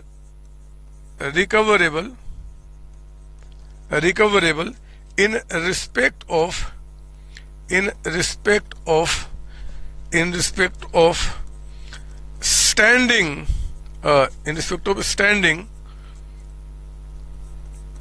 standing charges, full stop, ठीक है ना। तो ये हमारे पास क्या निकल के आ गया। तो मेरे कहने का मतलब है कि ये सारे जो है ना बच्चे वो स्पेसिफाइड है। स्पेसिफाइड का मतलब क्या जी, कि ये इनको हम स्टैंडिंग चार्ज में इंक्लूड करेंगे। ऐसे तो अभी तक क्वेश्चन एक ही देखा गया है जो मैंने अपने बुक में इंक्लूड भी कर लिया है, जिसमें कि एक आध आइटम को पहचानना था आपको। तो बाकी मेरे बच्चे ये थ्योरी के लिए ज्यादा रेलिवेंट है, बट ये बात को ध्यान रखेंगे कि इंश्योर्ड स्टैंडिंग चार्ज के अंदर में ये नाम आपको यहाँ पे याद रखने हैं, ठीक है ना। तो बाकी चीजें तो मैंने आपको बता दिया। अब मैं सोच रहा हूं कि हम लोग आगे बढ़ सकते हैं। हम लोग कितने स्टेप्स खत्म कर चुके हैं? आपका 2 स्टेप। स्टेप 1 में क्या था जी आपका, हमने शॉर्ट सेल्स निकाला था। दूसरे स्टेप में क्या था, हमने जीपी रेट निकाला था। अब लिखिए स्टेप 3। इसके बाद लिखिए अब यहाँ पे step number 3, third step. Step 3 क्या करेंगे, calculate loss of profit by applying following formula जो बता रहा हूं मेरे बच्चे, उसको अप्लाई करके आप क्या करेंगे, लॉस ऑफ प्रॉफिट निकालेंगे। और फॉर्मूला क्या बताइए, loss of profit is equal to short sales multiplied by आपका जीपी रेट। है ना, जीपी रेट। शॉर्ट सेल्स हमने स्टेप 1 में निकाला और स्टेप 2 के अंदर में हमने क्या निकाला जी आपका यहाँ पे जीपी रेट। तो तीसरे स्टेप में हम क्या करेंगे कि लॉस ऑफ प्रॉफिट निकाल देंगे इस तरीके से। कोई डाउट इसके अंदर में? नहीं सर। तो हम आपके यहाँ तक आ चुके हैं। मैं सोच रहा हूं कि एक क्वेश्चन यहाँ तक हम लोग कर ले क्या पहले, ठीक है? आइए ना, ये जो स्टेप 3 है ना बच्चे, इसको समझने के लिए एक क्वेश्चन उठाते हैं आपके बुकलेट का, क्वेश्चन नंबर 15A। अभी हमने 14 किया, 15 किया, अब 15A। मैंने 15 को ही 2 पार्ट में किया है, 15 एंड 15A। तो आप आओ जरा स्टेप 3 को समझने के लिए सॉल्यूशन कर रहे हैं आप यहाँ पे क्वेश्चन नंबर 15A का। पढ़ो ना क्या बता रहा है। सर इसको आपने 16 क्यों नहीं कर दिया था? अरे छोड़ो ना बदमाश, पढ़ो तो 15A। कहता है कि स्टैंडर्ड सेल्स आपका 5 लाख है, बता दिया। एक्चुअल सेल्स कहता है कि ड्यूरिंग द इंडेमनिटी पीरियड आपका 1 लाख है, ठीक है। लो, ग्रोथ रेट भी आपको बता दिया 20% है। और GP rate for the purpose of claim, मेरे बच्चे क्लेम के पर्पस के लिए खुद ही निकाल के बता दिया, मतलब हमें निकालना नहीं है। बोलता बताओ लॉस ऑफ प्रॉफिट कितना है। तो आप देखो ना, हम क्या करेंगे यहाँ पे, पहले हम शॉर्ट सेल्स निकालते हैं, short sales. And short sales निकालने के लिए स्टैंडर्ड, बताइए स्टैंडर्ड कितना है? 5 लाख जो दिया है ना बच्चे, हमें उसमें ग्रोथ फैक्टर अप्लाई करना होगा। तो 5 लाख और 5 लाख का 20% 1 लाख, यानी कि स्टैंडर्ड सेल्स आपका टोटल कितना हो गया? ग्रोथ फैक्टर को मल्टीप्लाई करके 6 लाख माइनस, बताइए आपका एक्चुअल सेल्स कितना बता रहा है? 1 लाख का अमाउंट। तो हमारा शॉर्ट सेल्स कितने का आपका हो गया? 5 लाख रुपए, 5 लाख रुपए आपका। इसके बाद मेरे बच्चे जीपी रेट आपको दिया ही हुआ है, जीपी रेट आपको निकालना नहीं है, इस क्वेश्चन में आपको गिवन है for the purpose of claim. वो कहता है कि आपका यहाँ पे कितना है जी? 25% गिवन है आपको क्वेश्चन में। तो अगर आपको निकालना है स्टेप 3 में कि लॉस ऑफ प्रॉफिट हमारा कितना हुआ, तो हम क्या करेंगे? शॉर्ट सेल्स यानी कि 5 लाख रुपीज में आपको 25% से मल्टीप्लाई कर देना है। ये आ गया आपका रुपीज 1,25,000, है ना। ये हमारे खत्म हो गए। सर ये बहुत लंबा नहीं जा रहा? कहाँ बदमाश, छोटी छोटी बातें, प्यारी प्यारी बातें, उन्हीं को तो समझा के आगे बढ़ रहा हूँ। कहाँ कुछ दिक्कत है? प्लीज कॉपी करें आप। 15A भी हमारा हो गया, शॉर्ट सेल्स निकाल दिया। अब मैं आता हूं अगले स्टेप के अंदर में, अगले स्टेप, और लिखिए मेरे साथ स्टेप नंबर 4। ये कर लिया होगा, मैं अगले पेज पे ले लेता हूँ। स्टेप नंबर, मैं एक बार देखूं क्या, मुझे बार बार ना पेज चेंज करने का मन नहीं कर रहा, तो मैं सोच रहा हूं ये आपका स्टेप 1, 2 था ना, वहीं कर ले क्या? स्टेप 1, 2 था ना बच्चे, मैं इसी को मिटा देता हूं। अब ये आपने लिख लिया होगा। मैं स्टेप 3 अब यहां दिखाता हूं। स्टेप 3 है ना, थोड़ी अच्छा लगेगा आपको यहाँ पे। तो हमने जीपी रेट भी निकाल दिया जी, इसको भी हटा देता हूं, थोड़ा जगह बन जाएगा। हाँ, स्टेप 1 हो चुका। स्टेप 2, स्टेप 3 में हमने क्या किया? स्टेप 3 में कैलकुलेट किया, कैलकुलेट, आपको दिख रहा है ये हो चुका आपका loss of profit. Loss of, हमने प्रॉफिट निकाल लिया, ठीक है ना। कैसे? आपका short sales into GP rate, ये किया ना हमने, तो हमारा ये निकल के आ गया। तो 3 स्टेप हमारे हो चुके हैं, 3 स्टेप हमारे हो चुके हैं। एक तो शॉर्ट सेल्स निकालना, जीपी रेट निकालना, और हमने लॉस ऑफ प्रॉफिट निकाल लिया। मेरे बच्चे आप ना जहां पे खत्म हुआ था ना, जो हमने क्वेश्चन किया था अभी 15A, उसके बाद लिखिए, मैं यहाँ यहीं पे लिखता हूं ताकि आपको समझा पाऊंगा। स्टेप 4 लिखेंगे। लिखना कैलकुलेट, अगला calculate allowed increase in working expense.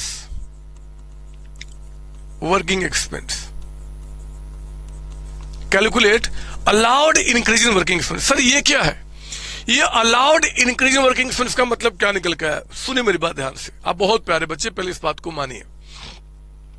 मेरे बच्चों आप याद करो, जब हमने अभी आपका मैं यहीं से दिखा देता हूं, आप लिखना नहीं इस बात को।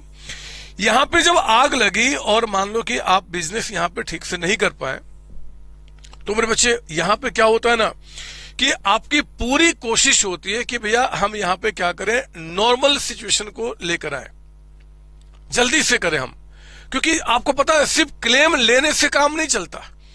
आप सोचो कि जो अभी तक आपने कस्टमर बनाए थे मेरे बच्चे, अगर उनका डिमांड आपने टाइम पे फुलफिल नहीं किया तो कस्टमर किसी और के पास चले जाएंगे, और अगर कस्टमर किसी और के पास चलेगा तो फिर आपके पास लौट के नहीं आने वाले हैं, फिर वो उसको संभालना शुरू कर देगा।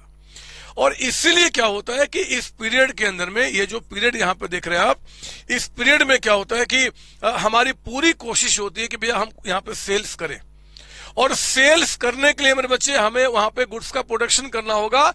प्रोडक्शन करने के लिए हो सकता है कि हमें कोई और अलग से कोई जगह हायर करना पड़ जाए, हो सकता है मेरे बच्चे, हो सकता है कि हमें अलग से हायर करना पड़ जाए, हो सकता है कि जो मशीनें मेरी खराब यहाँ पे हुई हैं उनको जल्दी से जल्दी ठीक कराने के लिए बहुत सारे पैसे खर्च करने पड़े, उनके लिए टेक्नीशियन बुलाए जाते हैं, इंजीनियर बुलाए जाते हैं, जो चीजें जल गई है, खराब हो गई है, उनको रिपेयरिंग करना होता है, ठीक करना होता है, और उसके बीच में कुछ पैसे हमारे खर्च हो जाते हैं।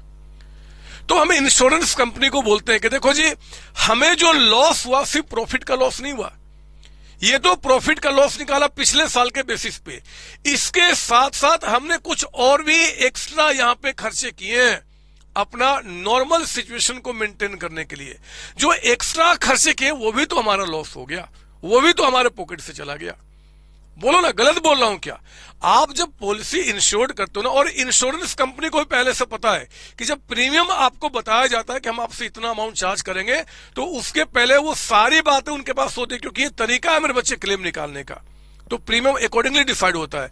यहां पे हम बोलना चाहते हैं कि जब हम लॉस ऑफ प्रॉफिट पॉलिसी निकालते हैं, तो एक तो हमें जो शॉर्ट सेल्स में लॉस हुआ वो तो हम आपसे पैसा भरपाई करेंगे, और जो कुछ खर्चे यहाँ पे और अलग से मेरे बढ़ गए, मशीन का रिपेयरिंग कराना, मशीन को ठीक कराना, हो सकता है प्रोडक्शन करने के लिए किसी और जगह में जाके हमने वहां पे काम किया और उसका हमें अलग से प्रेमाइसेज या कुछ रेंट पे करना पड़ा, ऐसे कोई भी खर्चे होते हैं हम उनकी भी भरपाई करने की बात करते हैं। तो मेरे बच्चे वही है आपका allowed, calculate allowed increase in working expense. जितना आपका वर्किंग एक्सपेंस बढ़ा इस ड्यूरेशन में हम वो भी लेते हैं, लेकिन जितना आपने खर्च किया सारा थोड़े अलाउ किया जाएगा, सारा अलाउ नहीं किया जाएगा मेरे बच्चे। इंश्योरेंस कंपनी ने 3 पॉइंट आपको दिए हैं, A B and C. 3 point कहने के बजाय अच्छा होगा 3 लिमिट कहना। उन्होंने 3 लिमिट दिया है, ए बी सी। कहते भैया इन तीनों को देख लो, इन तीनों में से जो छोटा अमाउंट होगा, जो सबसे लोअर होगा, हम वही आपको देंगे। वो कौन से 3 है आपका? तो लिखो ना, यहाँ पे मैं आपको बताता हूँ, इसको डैश देके लिखिए, यहाँ पे लिखेंगे आप, यहाँ पे इट विल बी लिखेंगे, इसके आगे it will be lower of following 3 आपका 3 आपको जो बता रहा हूं मेरे बच्चे, उसमें से जो लोअर होगा ना, जो छोटा होगा, वही हम यहाँ पे आपको अलाउ करेंगे। वो कौन सा अमाउंट है? तो लिखेंगे नंबर ए आपका। वो 3 कौन कौन से? एक तो मुझे बताओ कि आपका यहाँ पे एक्चुअल इंक्रीज कितना हुआ है। एक्चुअल जो आपका इंक्रीज हुआ है, इंक्रीज इन वर्किंग एक्सपेंस, यानी कि वर्किंग एक्सपेंस आपका कितने से बढ़ा है इस ड्यूरेशन में, आप हमें वो बताइए। और चिंता नहीं करना मेरे बच्चे, लिख दो ये गिवन इन क्वेश्चन, ये हमेशा आपको दिया रहेगा। गिवन इन क्वेश्चन ये हमेशा आपको दिया रहेगा कि भैया इतने से बड़ा है, तो एक तो हमारा वो लेके चले गया आपका नंबर ए। नंबर बी में आया पाए, नंबर बी एक लिमिट कहता है कि इंक्रीज, मतलब कि एक्चुअल इंक्रीज, यही वाला लिख रहा हूं, increase in working expense multiplied bye कहते हैं कि coverage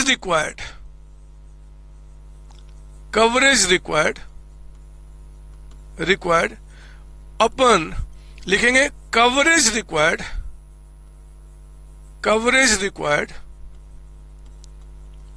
plus uninsured standing charges. ये लिमिट्स है मेरे बच्चे जो इंश्योरेंस कंपनी ने आपको दिए हैं।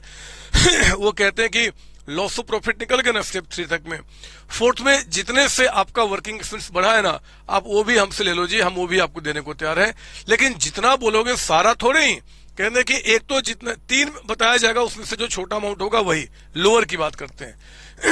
वो कौन सा? एक तो आपका इंक्रीज इन वर्किंग एक्सपेंस कितना वो बताइए, दूसरा जो इंक्रीज इन वर्किंग एक्सपेंस है into coverage required divide by coverage required plus uninsured standing charge. Sir ये कवरेज रिक्वायर्ड क्या होता है? कवरेज रिक्वायर्ड, तो मेरे बच्चे कवरेज रिक्वायर्ड यहीं पे आपका स्टार मार्क देके यहीं पे लिखिए उसका मीनिंग क्या होता है, यहीं पे मैं आपको बताऊं। कवरेज रिक्वायर्ड, सर हम भी पेन का कलर चेंज कर लें, आपकी मर्जी बदमाश, आपको जो करना है करो ना। आप लिखो यहाँ पे coverage required is equal to, कहते हैं इसका फॉर्मूला होता है GP rate, GP rate, GP rate अब जो निकाले ऊपर से आपका multiply by adjusted, adjusted annual turnover, turnover, ये होता है आपका कवरेज रिक्वायर्ड। तो अभी हम इसके बारे में डिटेल में अभी चर्चा करेंगे, एक एक चीज को समझाऊंगा। पहले ध्यान दीजिए कि allowed increase in working expense कितना होगा, lower of the following three, जिसमें दो बता दिया। एक तो इंक्रीज इन वर्किंग एक्सपेंस कितना है, जो क्वेश्चन आपको खुद बताएगा। दूसरे में हम क्या करेंगे, जितना भी इंक्रीज इन वर्किंग एक्सपेंस है into coverage required divide by again coverage required, वही चीज नीचे में प्लस अनइंश्योर्ड स्टैंडिंग चार्ज। तो हमने क्या किया, कवरेज रिक्वायर्ड का फॉर्मूला बताया GP rate into adjusted annual turnover. Sir ये एडजस्टेड एनुअल टर्नओवर क्या होता है? आप एनुअल टर्नओवर जानते हैं, आप एनुअल टर्नओवर जानते हैं मेरे बच्चे। एनुअल टर्नओवर के बारे में मैंने आपको स्टार्टिंग में ही लिखाया था, ये देखिए आपका एनुअल टर्नओवर का मतलब होता है स्टार्टिंग में, it is the turnover during the 12 month just preceding date of fire. जिस दिन आग लगी ना, जिस दिन आग लगी इसके पहले का जो आपका 12 महीना होगा, मान लो ये 9 मंथ्स हो गया तो पिछले का 3, ये पीरियड को हम क्या बोलेंगे आपको यहाँ पे एनुअल टर्नओवर। तो एनुअल टर्नओवर जो आपका निकल के आएगा, annual turnover in adjusted annual turnover into GP rate. अब यहां पे लिखो जरा एडजस्टेड, एडजस्टेड एनुअल टर्नओवर का मतलब क्या होता है? सही समझ में नहीं आ रहा है, मैं समझाऊंगा बच्चे, एक एक चीज समझाऊंगा, चिंता नहीं करो। लेकिन फिलहाल स्टेप्स है ना, आप लिखो तो पहले चीजों को, पहले आप लिखो तो मेरे साथ। सारी बातें एक साथ कैसे समझा सकते हैं? ऊपर की सारी बातें समझ में आई ना, ये भी समझ में आएगा। लिखो तो एडजस्टेड एनुअल टर्नओवर का मतलब जो भी आपका एनुअल टर्नओवर है, एनुअल टर्नओवर मतलब 12 months just before date of fire, before date of fire into आपका into growth rate, growth rate मतलब ग्रोथ रेट, या फिर ऐसे कर दो इनटू ना करके, अदरवाइज कहीं बाद में कंफ्यूज ना। Annual turnover considering growth factor, growth factor मतलब कि अगर मान लो कि आपका क्वेश्चन बताएगा ग्रोथ फैक्टर कितना है, 20% से बिजनेस बढ़ रहा है तो 20% इसमें और ऐड कर देंगे, 10% से बिजनेस डाउनफॉल हो रहा है तो 10% और माइनस कर देंगे, कुछ भी हो सकता है, क्वेश्चन बताएगा, आपको चिंता नहीं करना, हम वो लेकर आएंगे। तो मेरे बच्चे पहला हो गया actual increase in working expense, दूसरा limit increase in working expense into coverage required divide by coverage required plus uninsured standing charge, uninsured आपका, ठीक है ना। और तीसरा लिखेंगे आप इसको, मैं इसको भी एक्सप्लेन करूंगा थोड़ा सा आगे, पहले आप आगे बढ़िए, पॉइंट नंबर सी लिखिए। तीसरा लिमिट है मेरे बच्चे GP rate multiplied by sales generated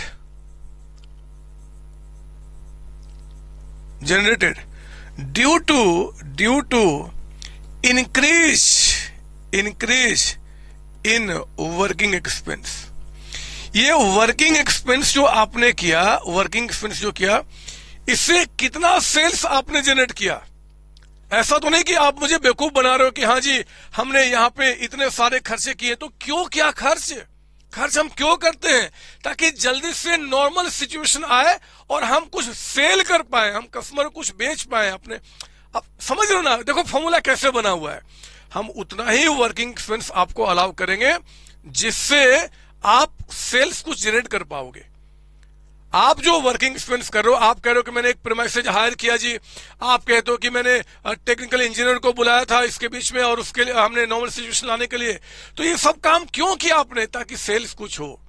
तो जितना सेल्स आप जनरेट कर पाए इस खर्च के चलते में, वो लेंगे मल्टीप्लाइड बाय जीपी रेट, और फिर इस 3 में से जो छोटा होगा वही हम यहाँ पे अलाउ करेंगे as allowed increase in working expense. दोबारा एक बार दिमाग, यहाँ मीनिंग अभी समझाऊंगा, आई पहले समझते हैं। 3 हमने क्या क्या बताया था, एक लेंगे इंक्रीज इन वर्किंग एक्सपेंस, दूसरा क्या increase in working expense multiplied by coverage required divide by coverage required plus uninsured standing charge. Coverage required का मतलब क्या होता है जी, GP rate into adjusted annual turnover. Adjusted annual turnover का मतलब क्या, annual turnover considering growth factor. Annual turnover क्या होता है, आग लगने से पहले का 12 महीना।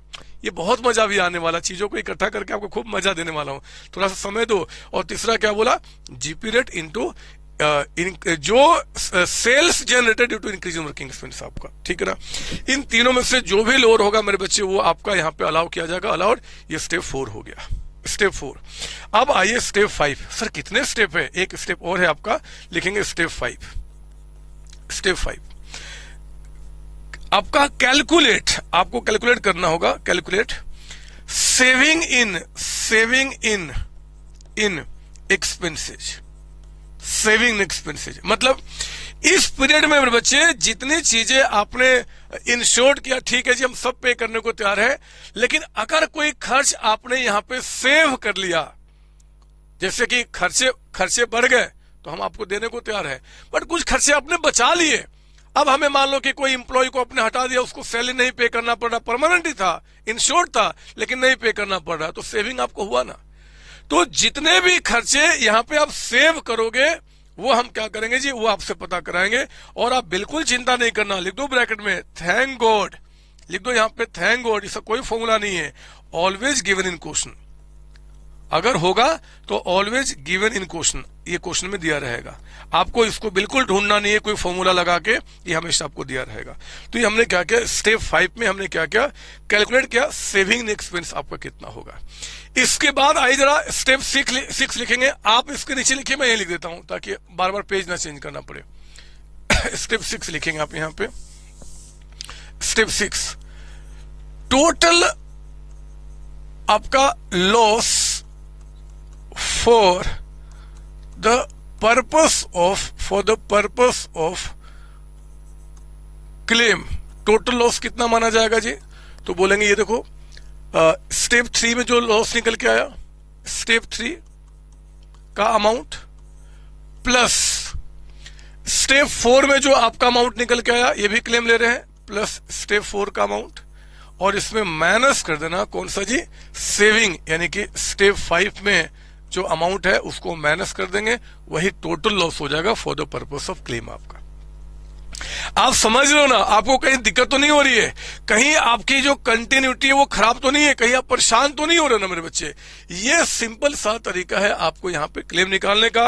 आप कहते हो कि सर कोई क्वेश्चन करके दिखा दो ना, थोड़ा कोई क्वेश्चन करके दिखा दो, हमें शांति मिले कि हम समझ गए हैं।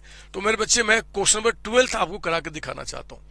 आओ ना एक बार 12 इन सारे पॉइंट्स को इकट्ठा करके, इन सारी बातों को जो हमने अभी तक सीखा उनको इकट्ठा करके आप आइए मेरे साथ यहाँ पे चेक करेंगे मेरे साथ सॉल्यूशन ऑफ क्वेश्चन नंबर 12। आपका मजा आ गया, आज तो मैंने पूरे कॉन्सेप्ट आपको करा दिए हैं। पढ़ो क्वेश्चन नंबर 12 क्या बता रहा है। Calculate claim for the loss of profit कहता है कि actual sales during indemnity period 60 है, स्टैंडर्ड सेल्स कहता है कि 2 लाख से, net profit during preceding year आपका 80 है, स्टैंडिंग चार्जेस मेरे बच्चे 50,000 है, बट उसमें इंश्योर्ड कहता है कि 80% है, and sales during preceding year कहता है कि 12 लाख। ध्यान से 1 मिनट नजर, यहां अगला लाइन क्या है, allowed increase in working expense. ओहो, मुझे बहुत बुरा लगा, ये पता है क्या बता रहा है, ये कह रहा अलाउड, यानी कि जो allowed increase in working expense जो हमें निकालना था ना बच्चे, इस तीनों को कंपेयर करके, ये खुद कंपेयर करके बता दिया कि भैया जो अलाउड है ना, जो अलाउड है वो 3000 है। मुझे बहुत बुरा लगा, काश आप हमें बोलते कि इंक्रीज इन वर्किंग एक्सपेंस इतना है, अलाउड खुद निकाल दो, लेकिन बदमाश ने बता दिया कोई हमें फॉर्मूला अप्लाई नहीं करना। आएगा मेरे बच्चे, आप चिंता ना करो, अभी दुख मत लो, अभी दर्द ना हो, अभी आगे आएगा ऐसे क्वेश्चन जहां पे हमें निकालने पड़ेंगे। और देखो ना, सेविंग इन एक्सपेंस आपको बता दिया, वो हमेशा जब होगा तो बताएगा, आपको चिंता नहीं करना। तो आइए जरा शुरू करते हम लोग यहाँ पे solution of question number 12। Step 1 हमें क्या निकालना है, शॉर्ट सेल्स।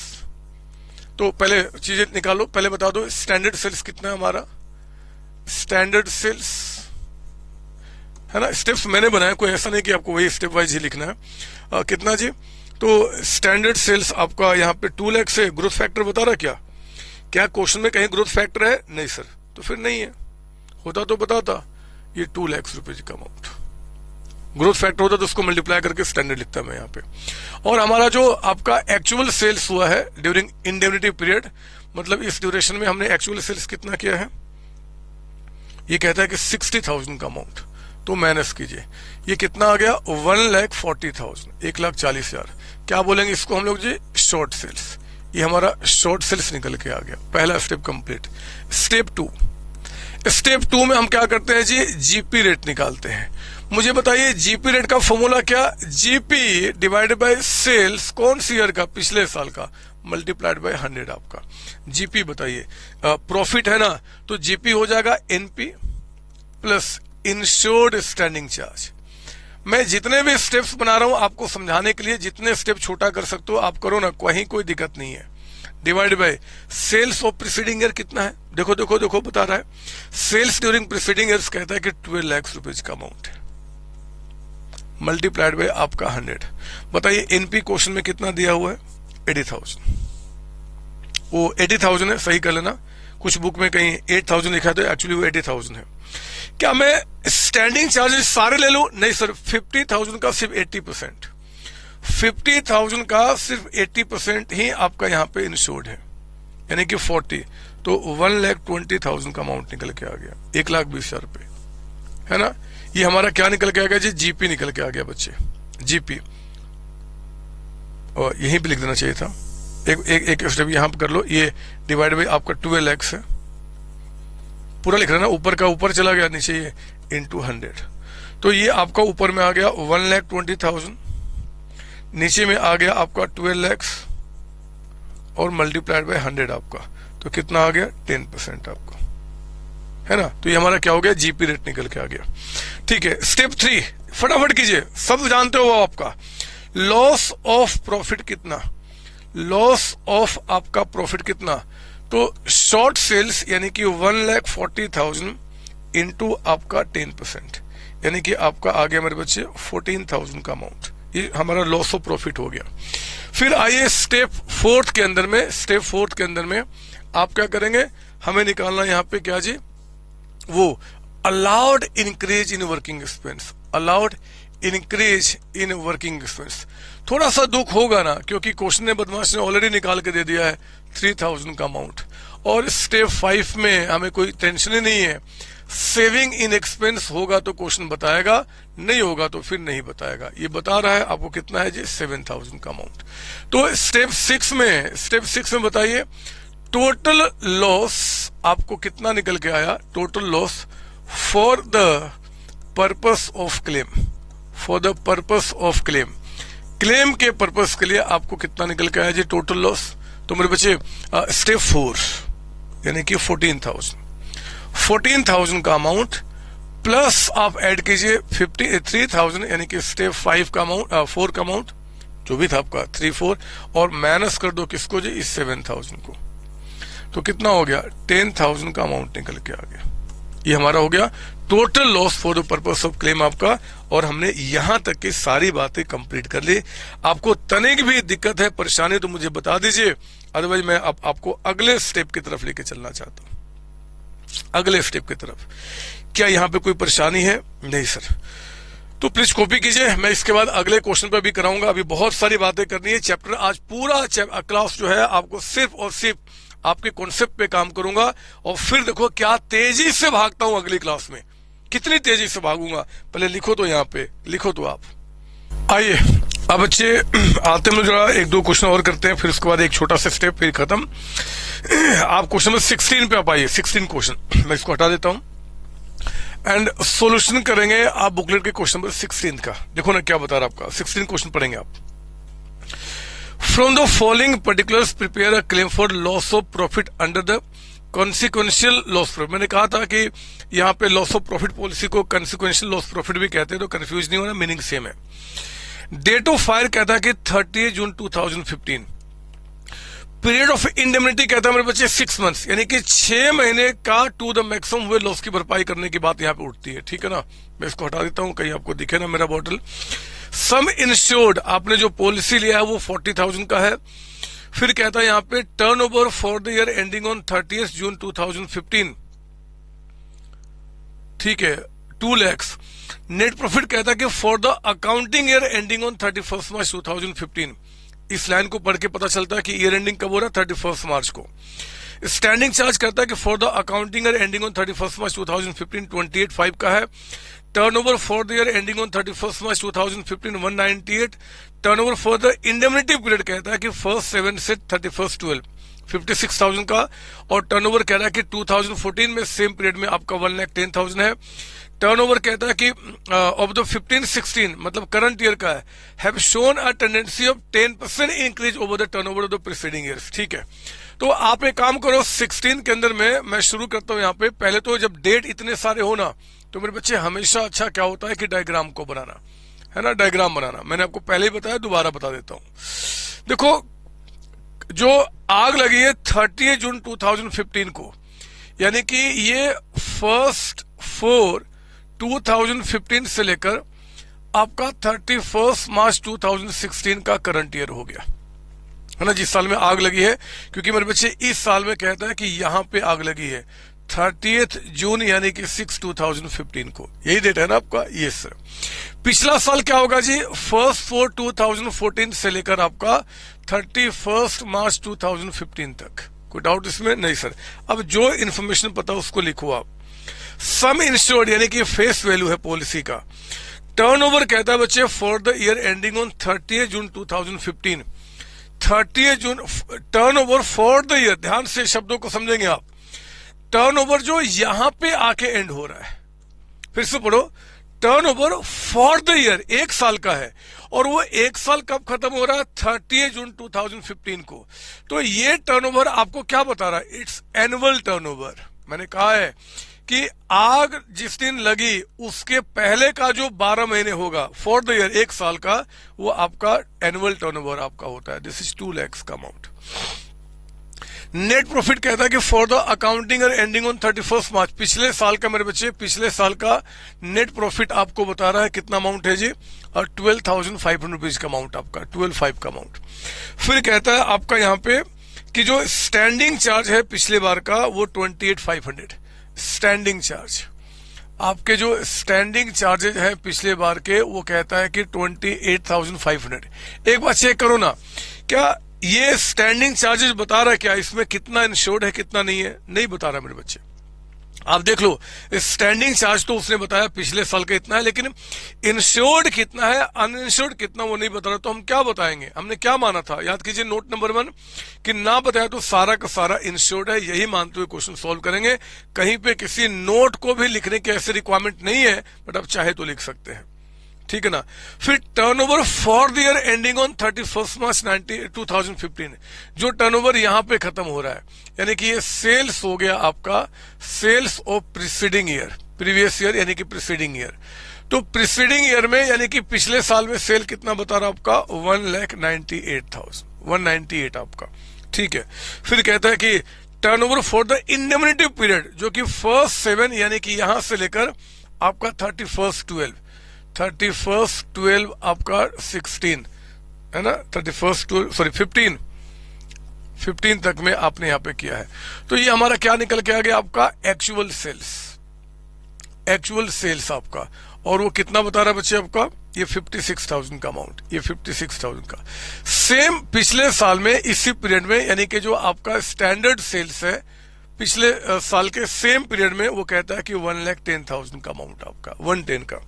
और नीचे कहता है कि भैया ग्रोथ रेट जो है ना 10% से आपका ग्रोथ रेट चल रहा है। आओ ना शुरू करता हूं क्वेश्चन को सॉल्व करना, फटाफट कीजिए आप। स्टेप 1 अभी स्टेप वाइज सीखे, आप स्टेप वाइज लिखिए ना।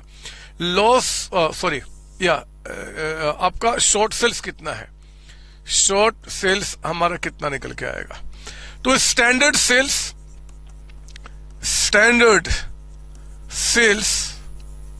माइनस आपका एक्चुअल सेल्स।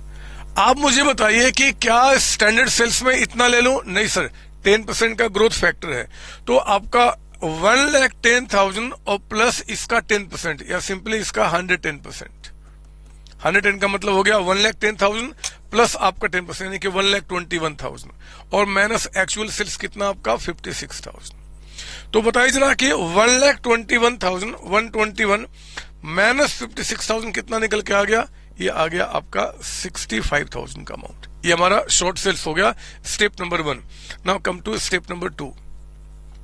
स्टेप नंबर 2, अब आपको क्या करना है, जीपी रेट आपको निकालना है। जीपी रेट आपका, जीपी रेट के लिए आपने क्या करना है मेरे बच्चे, एक तो जीपी, जरा बताइए जीपी कितना है सर। जीपी का मतलब होता है एनपी प्लस इंश्योर्ड, सारा इंश्योर्ड है, यानी कि 12,500 प्लस आपका 28,500 डिवाइडेड बाय पिछले साल का सेल्स, यानी कि 1,98,000 है ना, प्रीसीडिंग ईयर का, मल्टीप्लाइड बाय 100 आपका।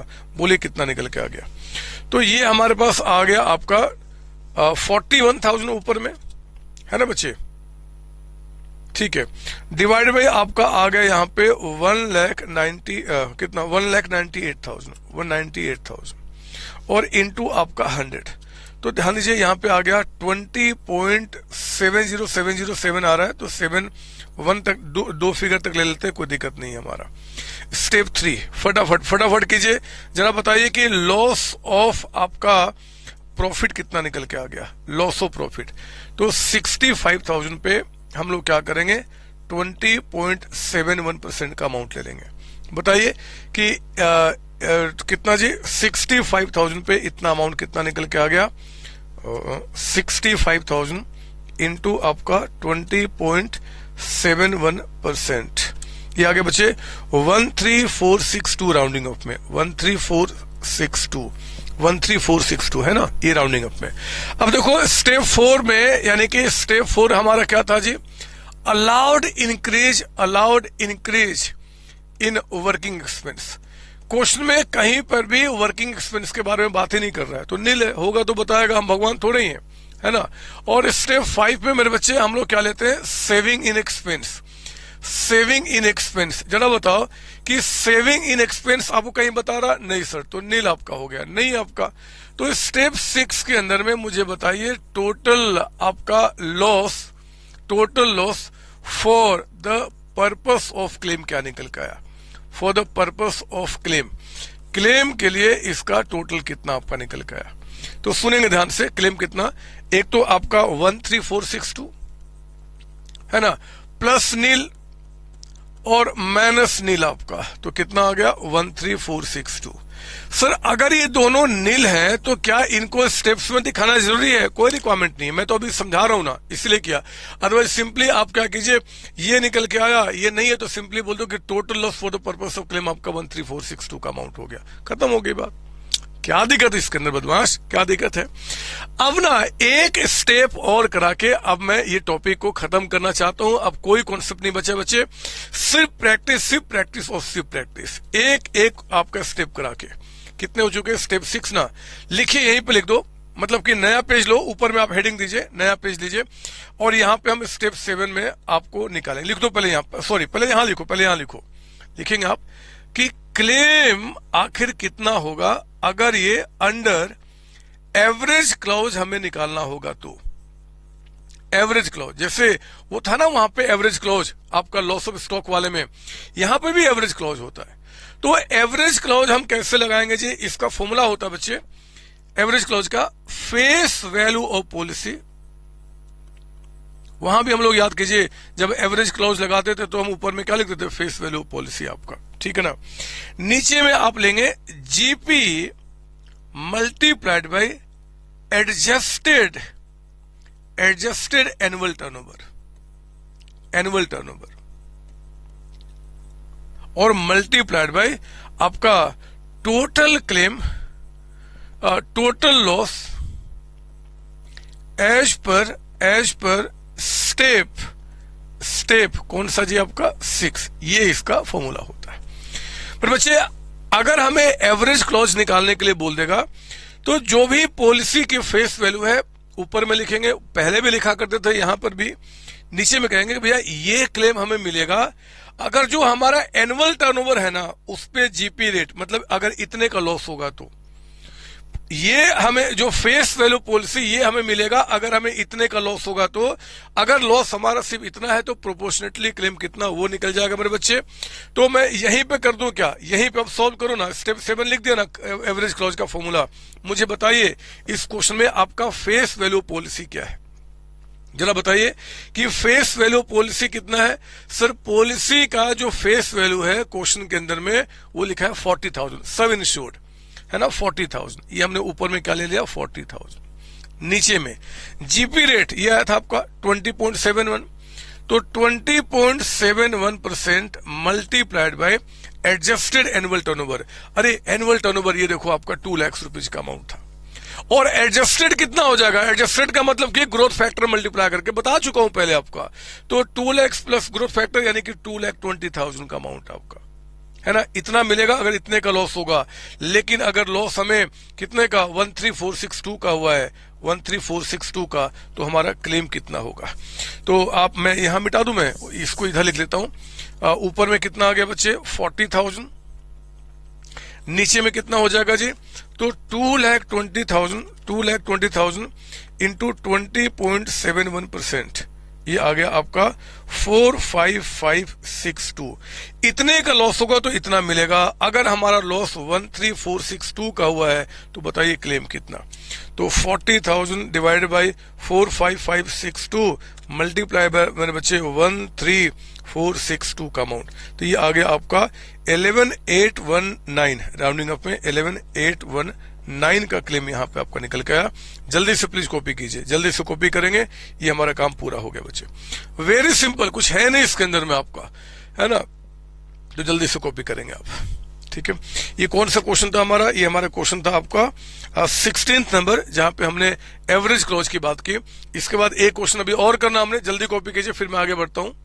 चलिए अब मेरे बच्चे एक क्वेश्चन, अब जितने सारे कॉन्सेप्ट हमने स्टडी किए ना इंक्लूडिंग आपका एवरेज क्लॉज, उसको मिला के एक बहुत प्यारा सा क्वेश्चन मैंने बनाया हुआ आपके बुकलेट में 16A, अगेन 16A। और इस क्वेश्चन को करने के बाद फिर आज की क्लास को हम ऑफ करेंगे और अगली क्लास में इसके हम और प्रैक्टिस क्वेश्चन में एंट्री करेंगे, जो एग्जाम में या आपके स्टडी मेट के क्वेश्चन और भी अच्छे अच्छे हैं। आप आएंगे सॉल्यूशन कर रहे हैं आप 16A का क्वेश्चन देखेंगे आप। कहता है कि इंक्रीज इन वर्किंग एक्सपेंस। अच्छा, यहां पे शुरुआत ही आपका इंक्रीज इन वर्किंग एक्सपेंस के साथ कह रहा है कि 60,000 का अमाउंट है आपका। ठीक है, एनुअल टर्नओवर कहता है कि 8 लाख का अमाउंट है, ग्रोथ फैक्टर भी दिया मेरे बच्चे, जीपी रेट कहता है कि 20% for the purpose of claim, निकाल के बता दिया, हमें निकालना नहीं है, क्या बकवास क्वेश्चन है। टोटल सेल्स कहता है during the indemnity period 2 lakh से, out of this 1,20,000 could be maintained due to increase in working expense. अच्छा, वो इंक्रीज इन वर्किंग एक्सपेंस जो हुआ है ना, उसके चलते कहता है कि आप यहाँ पे 1,20,000 का मेंटेन कर पाए हैं। याद है ये चीज आपका, वो कहीं मैंने मिटा तो नहीं दिया। ये देखिए आप कि एक तो आपका इंक्रीज इन वर्किंग एक्सपेंस लिया जाएगा यहाँ पे अलाउड निकालने के लिए, एक आपका increase in working expense into coverage required अपन कवरेज रिक्वायर्ड प्लस अनइंश्योर्ड, और तीसरा था GP rate into sales generated due to increase in working expense. तो देखो ना, आपने ये जो इंडेमनिटी पीरियड है, एबनॉर्मल पीरियड, उसमें आपने 2 लाख का सेल किया है, लेकिन इसमें से 1,20,000 का सेल आप क्यों कर पाए, क्योंकि वर्किंग एक्सपेंस आपका इंक्रीज हुआ है। तो 120 आपका यहाँ पे हम लेके चलेंगे, देखेंगे आपका। फिर कहता है मेरे बच्चे टोटल स्टैंडिंग चार्ज आपका 1 लाख है, और इसमें से 70,000 कहता है कि इंश्योर्ड है, तो बाकी अनइंश्योर्ड हो गया। Calculate allowed increase in working expense. अरे ये क्या, यहां तो सिर्फ आपको allowed increase in working expense कह रहा है निकालने के लिए, मतलब ये वाला क्वेश्चन कह रहा है सोल्व करने के लिए, ये कि कितना अलाउ किया जाएगा। तो अगर आप मुझे अनुमति दे, यहाँ पे हमें तो कुछ भी नहीं निकालना, मैं तो सोच रहा था ना कि वो करूं आपका पूरा क्वेश्चन सॉल्व करूं, लेकिन एग्जाम में आपको बड़े ध्यान से देखना है कि आखिर पूछ क्या रहा है। तो मेरे बच्चे ये क्वेश्चन 3 नंबर में बन सकता है आपका, मेरे हिसाब से अगर बने तो आप आइए जरा, यहाँ पे हम लोग आपका 16A का सॉल्यूशन कर रहे हैं, और इसमें हम सिर्फ क्या निकाल रहे हैं, allowed increase in working expense. Working expense में जो आपका अलाउड एक्सपेंस है वो आपका निकालना, मतलब ये पूरा का पूरा क्वेश्चन किसके ऊपर बेस्ड है, सिर्फ स्टेप 4 के ऊपर में आपका। ठीक है, लिखेंगे यहाँ पे it will be lower of following three, है ना, 3 आपके जो बातें कंडीशंस बताए गए उसमें से जो लोअर होगा मेरे बच्चे, पहले तो एक आपका एक्चुअल जो आपका इंक्रीज हुआ है वो बताइए, increase in working expense question कितना बता रहा है, इंक्रीज इन वर्किंग एक्सपेंस कितना बता रहा है आपको यहाँ पे, तो इंक्रीज इन वर्किंग एक्सपेंस कितना बता रहा है बच्चे, वो 60,000 स्टार्टिंग में ही आपको बताया है, ठीक है। बी में आइए, क्या था आपका, इंक्रीज इन वर्किंग एक्सपेंस यानी कि 60,000 multiply by coverage required, and coverage required का फॉर्मूला क्या है, GP into adjusted annual turnover.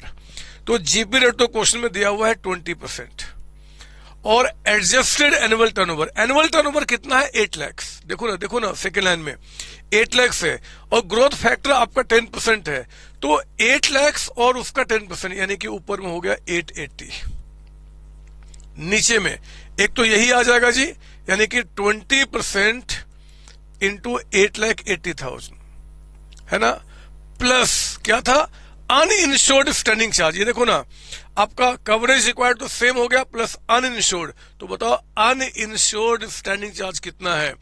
नीचे से सेकेंड लास्ट लाइन कहता है कि टोटल स्टैंडिंग चार्ज आपका 1 लाख है, उसमें 70,000 इंश्योर्ड है, तो मेरे बच्चे 30,000 जो हो गया ना, उसमें क्या हो गया, अनइंश्योर्ड आपका हो गया, अनइंश्योर्ड है ना। बी पॉइंट आपका निकल के आ गया, बी पॉइंट।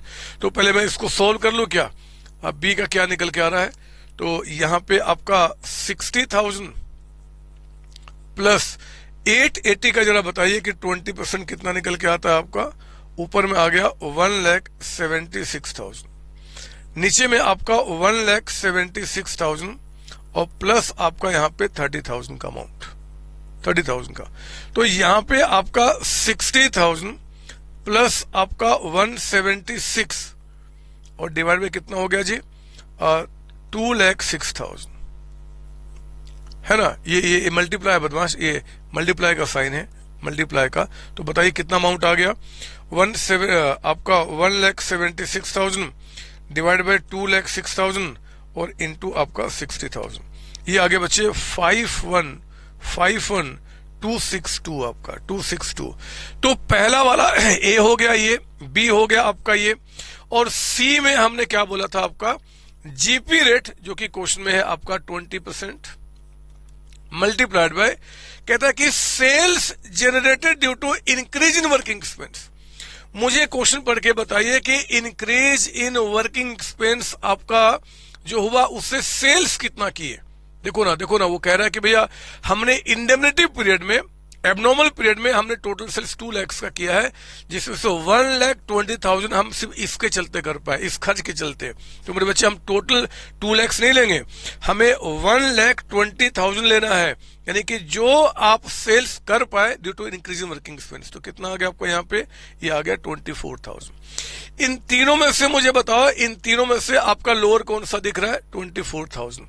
तो आप जब आंसर बताएंगे यानी कि अलाउड इंक्रीज कितना होगा, तो लिखो आप यहाँ पे, आप इसके नीचे लिखिए, मैं यहां लिख देता हूं कि अलाउड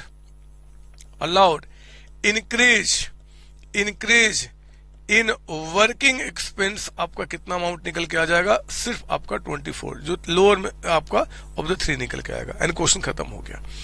यही तो है मेरे बच्चे, यही तो है। जितने सारे पॉइंट्स हो सकते हैं ना, उन सारे पॉइंट्स को कंसीडर करते हुए मैंने ये आपको करा दिया। अभी बातें बहुत सारी होनी है, बहुत सारी बातें होनी है, बहुत सारे क्वेश्चन की प्रैक्टिस कराना है, लेकिन आज वो समय नहीं है, आज वो समय नहीं है। आज की क्लास को हम यही रोकते हैं मेरे बच्चे। अगली क्लास में जब मिलेंगे ना, तो इसके अब बड़े बड़े प्यारे प्यारे एग्जाम के जो क्वेश्चंस हैं, आपके स्टडी मेट के जो क्वेश्चंस हैं, और भी जो क्वेश्चन एग्जामिनर बना सकता है, उन सारे क्वेश्चन की प्रैक्टिस कराऊंगा। ऑल द बेस्ट आप सारे बच्चों को, अब सारे प्यारे बच्चों को आगे बढ़िए और आप अपने एम्बिशंस को पूरा कीजिए। थैंक यू बच्चों, थैंक यू जी, थैंक यू।